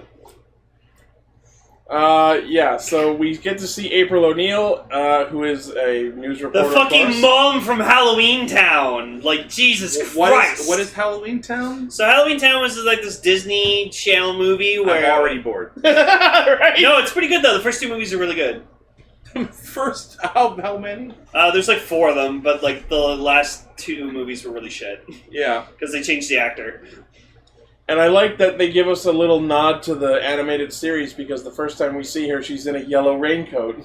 Yeah, and then, well, the funny thing is, there are very few links to the cartoon. Because the thing is, the cartoon, when they were first making the movie, was barely even out. And a lot of, like, for example, Rocksteady and Bebop and all, okay, because, you know, there are some characters that are specifically made for the cartoon. They didn't have the rights to use those characters. So they kind of, so they pulled more heavily on the original comic, and the original comic was dark. The original comic was... I mean, there weren't very many villains in the movie. There was Shredder, there was Tatsu, and there was the Foot Clan. Wait, was Tatsu even in the cartoon? No. Yeah, okay. He was, well, I think he was an original character. Speaking of Shredder, his appearance in this movie is cool, but when he's not wearing the cape, like... He just looks like a disco stupid. dancer. Like, he's wearing like this bright fucking like red, pink, magenta-ish, like a shiny crushed outfit. velvet. And, he looks like he just came from the roller disco. But yeah, so there you are. So there's the helmet and mask. Halloween Town. The helmet and mask look great. Yeah. Oh yeah, no, for sure. And when you see like the scar on his face, whatever like that, from when Splinter scratched him, like it looks fucking awesome. What's weird about that is like he has this echoey effect on his voice, but the effect persists even after he takes off the mask. Yeah, it's bad Foley. Yeah. But like my favorite thing about this movie was like fucking Raph. Like this. He said "damn" like 4 times. No, the best one just being. Any better, I would have thought that "damn" was his catchphrase. Yeah, and like the best one is when he's fighting Casey Jones in the movie, and then like Casey Jones runs off, and he's just like, "No, come back here!" And then it just shows like a view of like New York City. With you. And you just hear, "Damn!" My favorite line from the entire movie is "Cricket."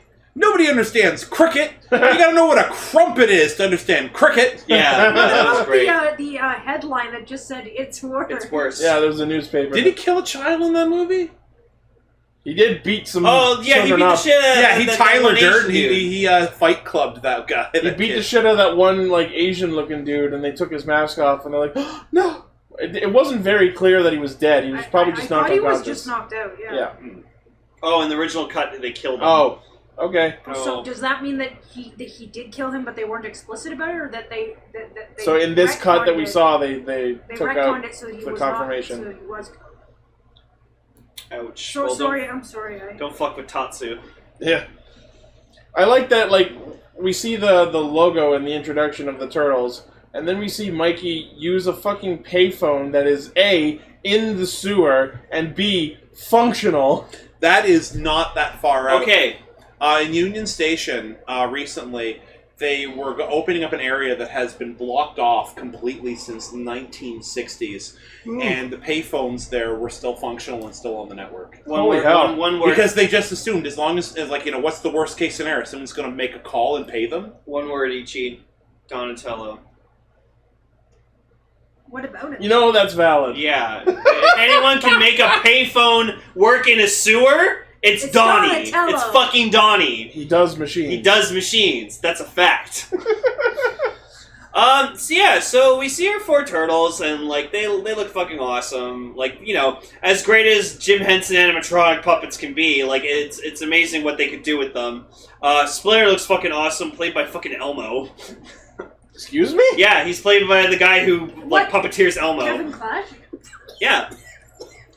Oh, alright! That's why I kept making Elmo jokes. It's like, Splinter! Yay! They made an emote of the Toma face. Oh, fun. Yay, we have Toma face emote. Thank you, Blaze.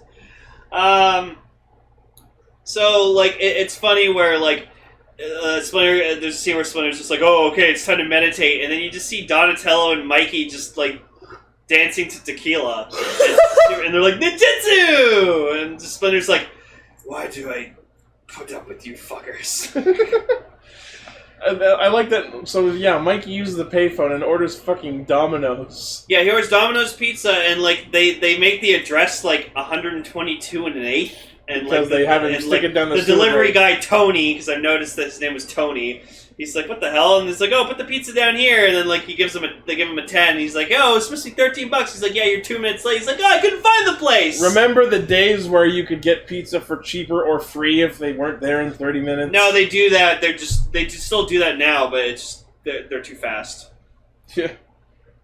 They're too fast. And then you have things like skip the dishes, where it's gonna take what it takes, and you have to fucking deal with it. No, but then if you actually, sometimes you get your food, and it's taking too long, and you complain. If it's over an hour, I know they're that free. What am I? So then, yeah, Kill me! so then Raph goes. Raph goes out and in his fucking non-subtle at all trench coat. Yeah, like he walks around, his face is not covered. It's his legs are bare. And like no one's going, turtle! Everyone who sees him, like Casey, just assumes he's a fucking bald, green-skinned punk rocker. I hate makeup. punkers. I hate punkers. But yeah, Casey Jones was fucking awesome in this movie. AKA the goddamn sportsmaster. Oh yeah. Yeah, I loved that he had like the action figure like mask, hockey mask, like it was really cool. But I just saw that mask and I immediately got reminded of that one fucking slasher dude from the Tiny Toon Adventures movie. You mean probably Jason the one they pick up in the... Yeah. Oh, is there like a face in the mouth? There is. Yeah. Oh, fuck. You see his teeth? That's the... Yep. Wow. So then they go back after like they rescue April or whatever like that, and then she takes them back to her apartment because she's got frozen pizza. Yeah. And then they go back again. Okay, I want to mention the frozen pizza thing, okay? Oh, yeah. Donatello is halfway out of the manhole at the top. Mikey is behind him. Oh, yeah. Okay? She mentioned frozen pizza. Mikey's out, and then Donatello's climbing out. Mikey erects out of the manhole like he's Mario coming out of a pipe. The part is that he got around Donatello. Yeah. Like, the whole joke of that is by putting, if they just had, like, Michelangelo, because, he just jumped up. Yeah. The fact that he shoved Donnie out of the way. And Donnie is, like, further into the manhole than he was before. Right? So it's like... It's great. It's really subtle and very missable. Is that Forky? Yeah. Yep. You guys have everything in here. Oh, yeah. Because I like Duke Kaboom. There's this one scene where Splinter starts discussing his origins and how he learned his ninjutsu by mimicking his master, Hamato Yoshi. And of course, the little rat in the cage. And of course, the second they said his name, our first response was, "My master Yoshi's first rule was boring ha!" Yeah. And other such Yoshi line jokes. I went to go steal a Pepsi, but there's only one left, so here you go, Chris. That's my fridge Pepsi. Yeah, you took it out of the public fridge instead of mine. Oh, there's another fridge? In my room. Grab me one. That's right, I have my own fridge. So yeah, so they go back to their base, and obviously like the Foot found their base because like Raph didn't realize that like they were following him when like he took April into the subway tunnel. So they kidnap Splinter, and then we just get this awesome fucking scene, which actually, when I first watched this movie, it actually fucking like terrified me. Because you just see like this kind of like 360 shot of just Raph being angry, just going like, "Ah!" Just being so mad that Splinter got taken because he blames himself for it. Yep. And I remember just like, I was like, holy fuck, like, and just, I think this is what this movie established that like Raphael is my favorite turtle. He's so fucking awesome. Oh, and we should also note that this is the movie that has the theme song that incorrectly labels Raphael as the leader of the group. He only is, which is funny in Rise. Yeah, in Rise of the TMNT, he is the leader. So, but it's okay. It's super. No, I want you to give this to Itchy. Oh. It's funny because there's this one scene where Raph and Leo are arguing, and Raph criticizes Leo's decision, and he's like, "You always think you're such a great leader." Oh, sorry. And Leo's like, "I don't think." And Leo's like, I don't think I'm such a great leader. And Raph responds with, well, you sure do act like it sometimes. And they play it off like that's supposed to be an insult, but if you think about it, that's Raph telling Leo that he acts like a great leader. So that was actually a compliment, but nobody picked up on that. I thought that was funny. Stop being such an amazing, charismatic, well-thought-out leader, huh? Asshole! Other way. Yeah. Oh, but it's not he's riding it, though. You have to transform it. Oh. Well, where does he go? You just attach him. On here. Oh, On here. Over there. Yeah. Tom's Sorry playing about with Tyramigo. Tom's playing with Tyramigo. So, like, yeah, Splinter spends pretty much the rest of this movie just tied up at Shredder's base, and, like, he's just, like... It would have been funny if he said tied up in Shredder's basement. And which is funny because, like, we get backstories, and it's really cute because, like, we get these backstories of, like, how Splinter, like, finds the turtles, and he scoops them up in the ooze, and then it's cool, like, he's talking about how he, like, gains intelligence as, like, he's raising these turtles. And we actually see, like, in the background, like, in the flashback, that, like, you see him, like, Splinter as, like, a rat, like a stop-motion rat, like, talking. You see him talking, and then he, like, kind of stops himself, like, oh my god, I just fucking talked! I can fly! He can fly! He can talk! I can sing! And then, and then he gets into a backstory where it's like, oh, I was, like, this, like, martial art master's, like, fucking pet rat, and then, like, you know, he kills my master's lover, and then, like, They fought over Tang! And then, like, Shin! and Shredder chopped my ear off, and stuff. And I like that, like, Splinter is purported to be this big master, like, who studied, you know, ninjutsu and all this, but he really just, like, mimicked Hamato Yoshi from his cage.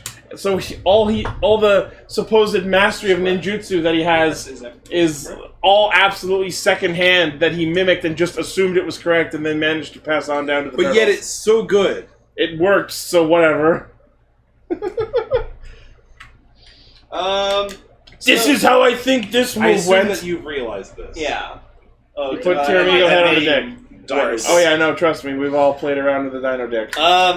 So then they're back. They're like, it's funny. It's funny how they phase from like going to April's apartment back to their headquarters, And then they and crawl. Then they go back to April's They apartment. slink back to April's apartment. Like she opens the door and they're all just like sad. They're Like, all "Can we like come puppy in? face, like being like, Mr. Splinter's gone. Can we have more pizza?" Yeah, so like they have like frozen pizza, they have like Diet Pepsi, apple juice. I'm pretty sure I saw like a Mountain Dew there and some like sparkling water. So like April just gave them like whatever the fuck she had in her house. Yeah. So then Raph goes off to just kind of like think about shit, but then he gets attacked by foot ninjas, and then like they make the joke, oh, where's Raph? Oh, he's been gone a long time. He'll be back any minute. He fucking just crashes through the fucking roof. There he is. And so he gets super badly injured, I suppose. Like I think it was more so he just got like really knocked out. Yeah.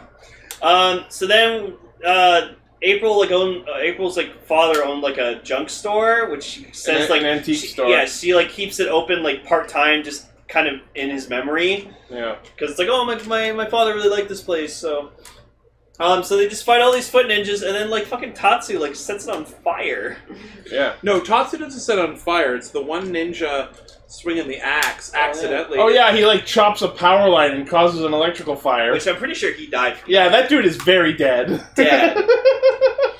And then it causes them to like they have to abandon to like this like little cabin out in the middle of nowhere that like. And I April love owns. that like on the way out, Casey's the last one out, and then you see April's fucking voicemail from her boss going like, "Yeah, you're fired. We told you not to fucking cover the story, and you fucking did anyways." I know this may come as a big blow, and then it falls off and hits a guy in the head. I love the really subtle, humor like that. Yeah.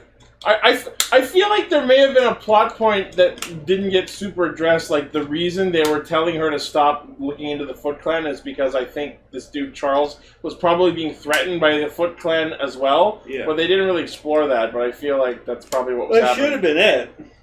Right? Because it would perfectly explain why they didn't want her investigating it. Well, I think that the chief was under pressure. Like, there's probably bribes. Oh, you know what? That's also probably true, because this, like, Chief Stern's asshole is constantly like, "Stop telling me how to do my job!"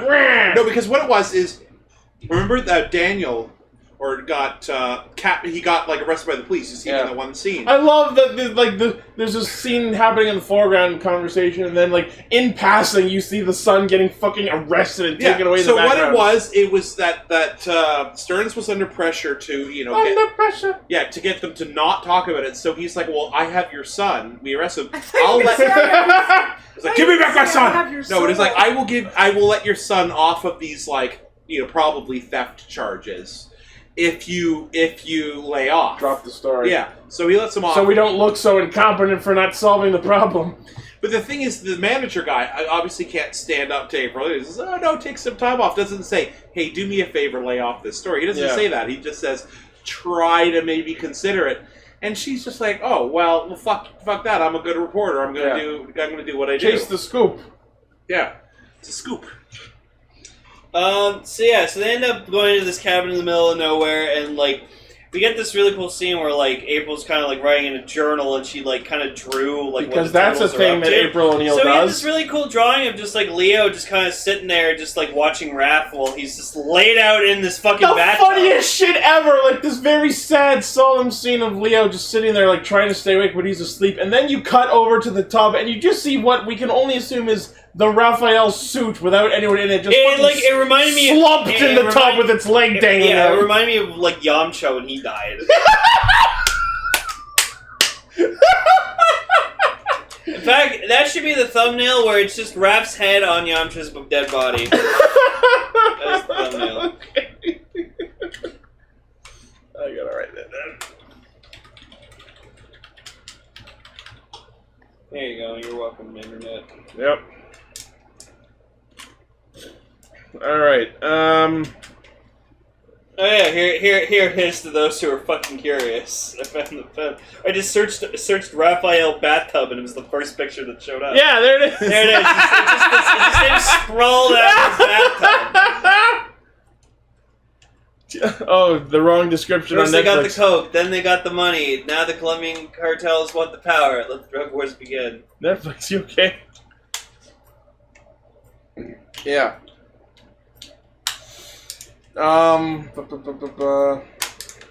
So then, they decide, like, oh, we're gonna go train, and, like, fucking Casey's trying to flirt with April, and then, There's this one weird moment where, like, he starts, like, slowly transitioning into giving her shoulder rub, and then she, like, it seems like she's pulling away, but then he's like, sit the fuck down, I'm giving you a shoulder rub! And then she's actually kind of into it. Yeah. And then, like, Mikey has, it's the same tired old, oh, he's such a brute, I could never be with one such as him. But by the end of the movie, shut up and kiss me. Yeah, and then, like, fucking Mikey has, like, a thing of turtle wax. He's like, isn't this funny? Oh, that's amazing. Yeah, by the way, like, when they first see her, Mikey is, like notably, like, attracted to her as at least he's a good bro. Every turtle, in every turtle series, there's at least one of them that's attracted to April. But then by the end of the movie, when Casey and April start, like, being together, Mikey is, like, weirdly okay with it, and that was interesting. It's because Cheryl and human relationship wouldn't work out.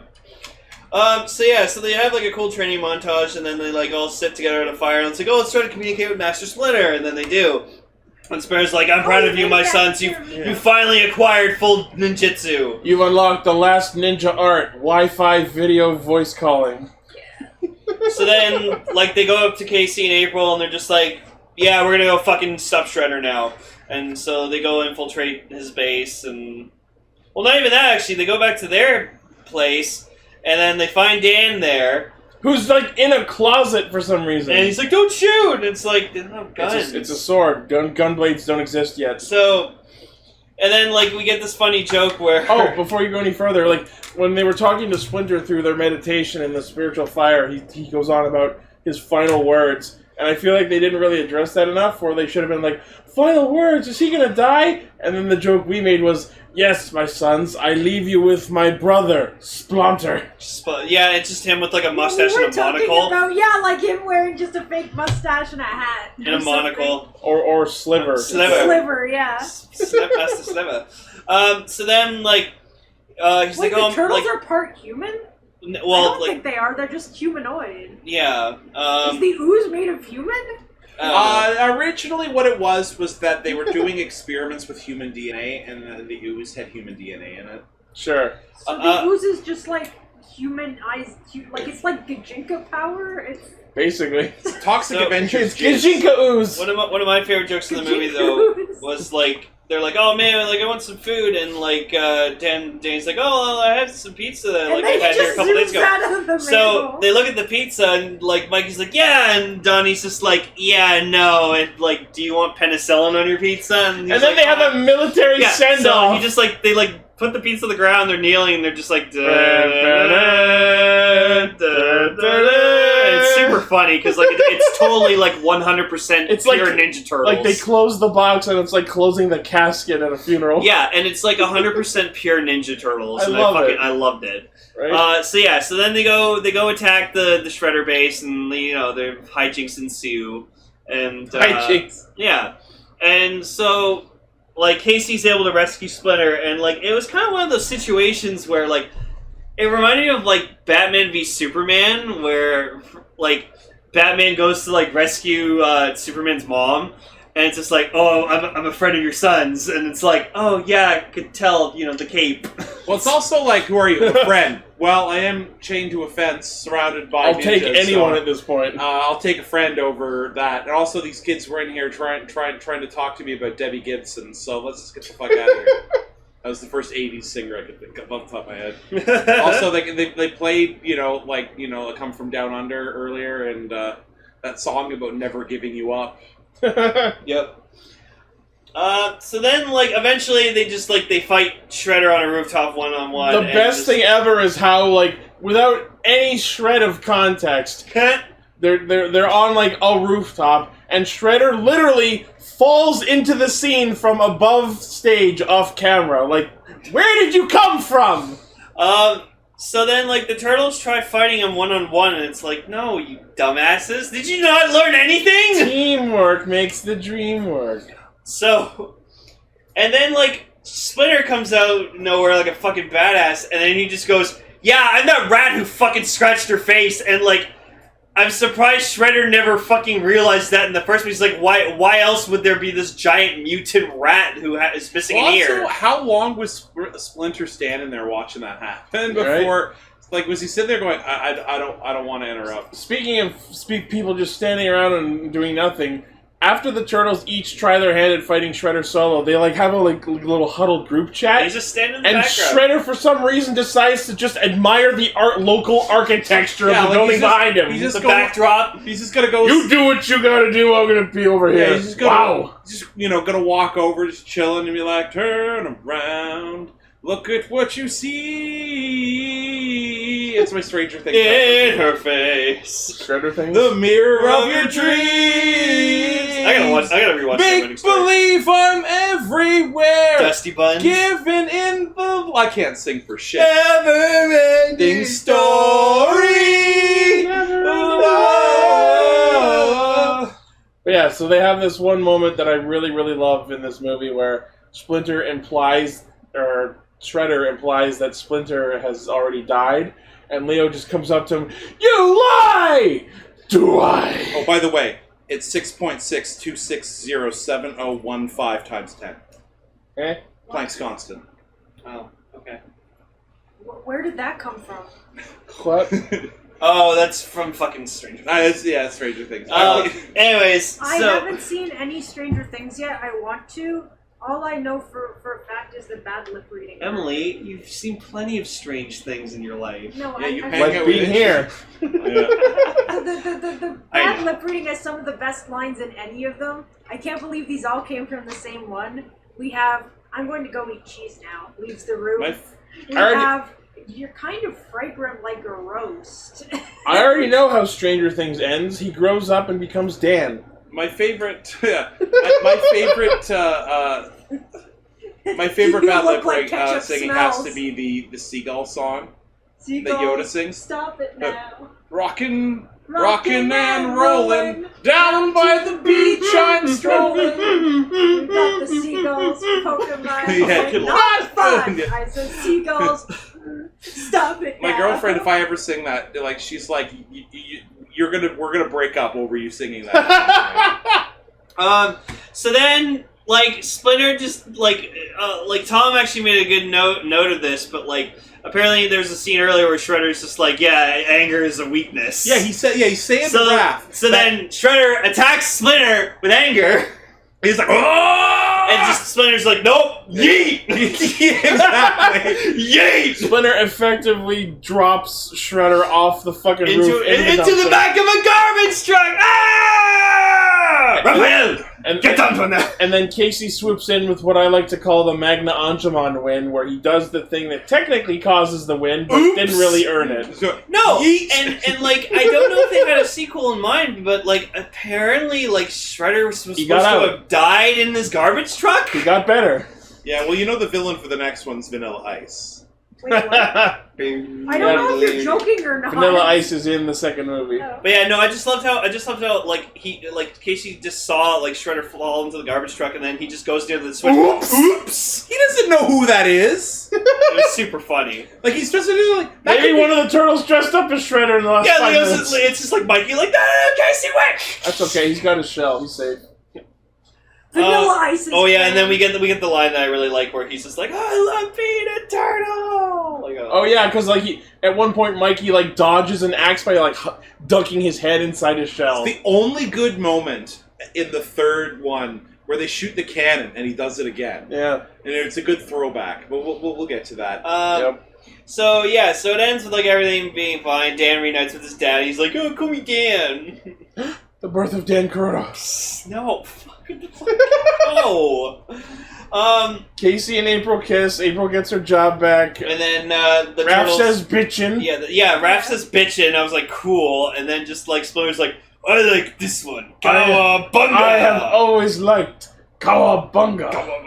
And that's how they come up with their catchphrase. Yeah. I like the fact. Okay, so the Ninja Turtles are known for saying this weird shit like Cowabunga and everything. Cowabunga? Cowabunga. And all this shit.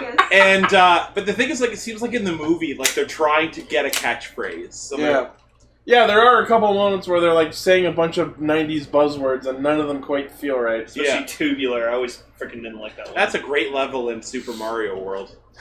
It is, yeah. Yeah. In the Star World, Special World, whatever. But yeah, so that's like essentially the 1990 TMNT movie. I think it's cool. My one problem with the movie, it just feels weirdly like slowly paced. Like it just has like this kind of slow pace about it, which kind of bugs me a little.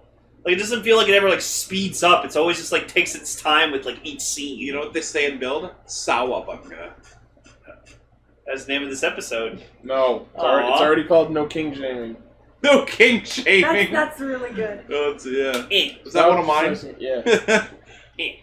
But overall, I like this movie, and I can see why like the parents complained and was like, this is too dark. Apparently, there was an alternate cut of it where the kids were not smoking. Yeah, Gar said, let me know if you guys get the smoking or non-smoking version. They don't smoke in the TV cut. I figured. Like, you could see them in the background doing it, but, like, the joke about regular menthol, the kids smoking the thing, the regular, it's cut out. Yeah. And also the end credits song is fucking Turtle Power, and that song is fucking awesome. It's such a good song. Fucking Mega Ran covered that song. Yeah. I love it. They call the Lone Ranger. They'll be there in half an hour. Turtle Power. Not a Sawa. No, sure goes, yo, it's the Green Machine, gonna rock the town without being seen. Have you ever seen a turtle get down? Slamming and jamming to the new swing sound, yeah, everybody let's move. Vanilla's here with the new Jack groove, gonna roll this place with the power of the Ninja Turtle bass. This Iceman, man actually you know, just not pulled playing, up the lyrics devastate to the the show while song. turtles are saying, Ninja! That's the second movie. Oh, wrong one. I know, but that's what came up, so I'm just like, I'm close enough, fuck it. Yeah, what else? Everyone else? I just wanted to see if I could fucking just rap it real quick. But yeah, me personally, I expected Chris to stop me 2 lines in. I really enjoyed the Ninja Turtles movie. Well, let me talk about it. I actually saw this thing on in the big screen. Wow. And when this thing came out, this was okay. So I never saw a trailer.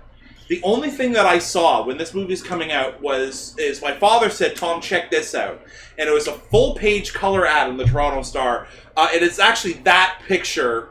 Maybe not that exact one just like that, their heads poking out of the thing.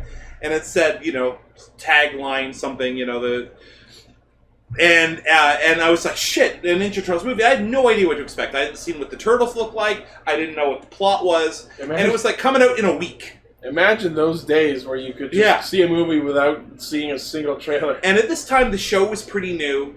You know, like it was mostly the toys we were collecting, and I had a few of them already. And I went to see the movie, and it blew my goddamn mind. Like, can you imagine being 12 and seeing that movie? Like, it was just phenomenal. And I remember every Tuesday on cheap nights, I would go see it again.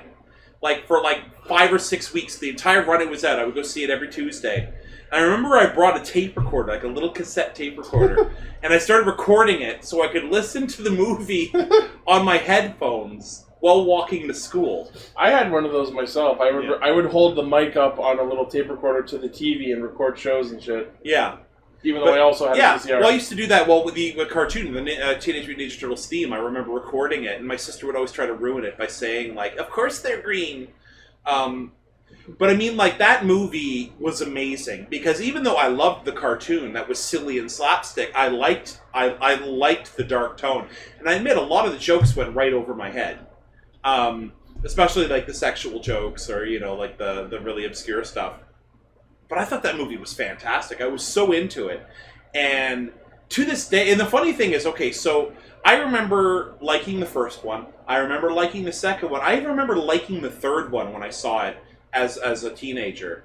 Now, I've rewatched them all since. And 2 and 3 do not hold up. They're worth watching for lulz, and they're worth watching for nostalgic. But you're like, this one, we watched this earlier. And I was there just like, this is a good movie. It's not just a good Turtles movie, it's a good movie. Like, for what it is, for the budget that they had. No, he's wearing a scarf around his eyes. He's got a belt. Yeah. But I mean, like, it's not just a good Turtles movie, it's a good movie. It's for what it is, it's well written, the dialogue is fantastic, the actors are trying, and it's just... But they don't always try. For some reason, that comes off as such a backhanded compliment. The actors are trying. Well, they're trying their best. Well, I think some of them are look at like fucking Orson Welles in Transformers the movie. He was like, a bunch of toys are fighting some other fucking toys. Give me the paycheck. And he's literally... And like, well, Orson Welles at 2 is like most people on 11. Like, it was like, I will rebuild you. You will be the sweeps. You know, he's fucking phoning it in. But I mean, like, this one, like, you could tell L.A.'s Costello, who is a celebrated award-winning actor, like an indie actor, he's busting his chops trying to do the best he can.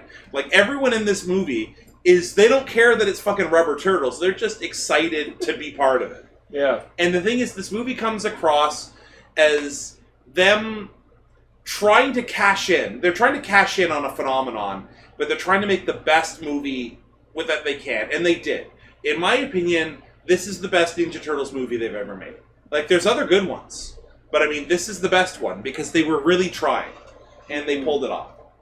I did enjoy this movie. I really couldn't find much wrong with it, but from my viewings, I mean, I haven't rewatched the other ones in a while, but we're going to, but from what I remember of the other ones, I think I enjoyed 2 the most. But we'll see we'll see how my opinions hold up when we talk. The next one next week. Has the benefits of they're fighting other mutants. Yeah. Even though they're babies. Oh! But, Emily, what did you think of the movie? Did he? It didn't really. It was the first time I ever saw it. I feel almost like I would have been a bit lost if I wasn't already familiar with the characters, which I think is kind of interesting.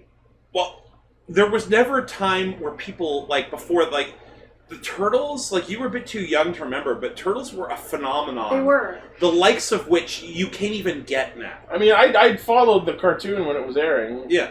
No, but, it's just, like, everybody was into Ninja Turtles. Like, I remember my first Ninja Turtles toy. It was a Leonardo, because it was the only one they had. I was really into Leonardo when I was a kid. I'm more of a Raph man now. But, like, I remember taking this toy to school, and nobody cared because they all had their own. Like, everybody had a Ninja Turtle. Like, and the thing is, the funny thing is, has a Ninja Turtle. Well, yeah. Well, the thing is, right then, it's like the original thing. I think it was like the Core 4. You get your Splinter. You had your. We're the Turtles. Turtles! Yeah. But I mean, like, the original toys, and the thing is, as shitty as the original first series toys, so their eyes were white, they were, like, He-Man proportion. Well, isn't the eyes being white a reference to the comics? Weren't they, like, it is, not yeah. have pupils in the comics? Yeah, and the funny thing is, I think it was the toys that first was, like, they need to be different colors, even in their skin tone. And the movie doesn't really have that. If you look at they all look the same. In the movie, they have really distinctive personalities to tell them apart. There are other iterations of Turtles where their skin colors are notably different, though. Yeah. Well, this is going to get me in trouble. I like the new show. I do too. Which new show? Rise. The Nickelodeon one. Oh, the 2012 one? Yeah. No. The new one. Rise? Yeah, Rise. I like Rise. I've watched one episode of it, but it looks good. I've seen the first. I don't know how many, but at least like 3 or 4 episodes. Yeah, I've seen like the first several. And it's if you could get over the art style, like I love the art style. I love the art style too. It's different in a weird way, but I'm like, and their personalities their bodies are like Raph is big. Yeah, like he's big and he's brutish. Leonardo is thin and it's almost like they remembered that they're mutants. Yeah, and the thing is, some people are mad because April is so different, but I'm like, April has been different in every iterations of Turtles ever. April is usually a pretty boring character. Yeah. Like the Nickelodeon thing, they made her a warrior just to give her something to do. I like her in the 2012 series because they made her a fucking kunoichi. Yeah. But I mean, like, the funny thing is, I like when they do new things with the Turtles. I'm not a stickler to it having to be the same. Like, the one that I like, the cartoon one, like, my favorite of all of the cartoons was the, I don't even remember what year, the 2006 cartoon one that was, like, 2003? Yeah, and it was, like, dark. The one that was on Foxbox? That was the one that I... That's a Teenage Mutant Ninja Turtles! Beware the Shredder! Yeah, that was a great show. 1, 2, 3, and the thing is, of course, it went off the rails, like, after they went to the battle. There was time travel. And then there was a 2007 movie where Leonardo was voiced by Titus. Yeah, now the thing is, like, and the Michael Bay movies had their moments, but they really missed the mark. And you know what I've come to realize? I was watching The Goonies the other day, and I realized that everything Michael Bay makes is like The Goonies trying to get shit done. Now, if you've seen The Goonies... Which I have not. Okay, The Goonies are a bunch of kids, and they're literally like trying to get a treasure map, and they're all like, oh, give me that, I'll get this, I'm gonna do a joke, oh, this is broken, what do I do? And they're just arguing for 10 minutes, and I'm like, that is every conversation in a Michael Bay movie. I mean, I understand the Michael Bay movies are not amazing, but I do think they have good moments. Oh, they do have good moments. Rocksteady and Bebop were great. Yeah. The fights were great. There were great moments. Like the Technodrome that was kind of coming together looked kind of neat. And the first one, I loved the line about the hype man for their mixtape. I liked. They have the first Michael Bay movie has my favorite origin to the Turtles, where they were April's pets. Mm-hmm. I think that was fucking. Anyways, we've digressed immensely. Yeah. So the point is, so Emily, you said your thoughts on the movie? I think I got as far as that it required. I felt like I got it a lot more because I already knew the characters. That I would have been a bit lost if I didn't. But yeah, I kind of understand. I don't know why. Like, it seems to just sort of throw you in, but there isn't that much really to just explain about them aside from their Teenage Mutant Ninja Turtles. The title sort of tells you.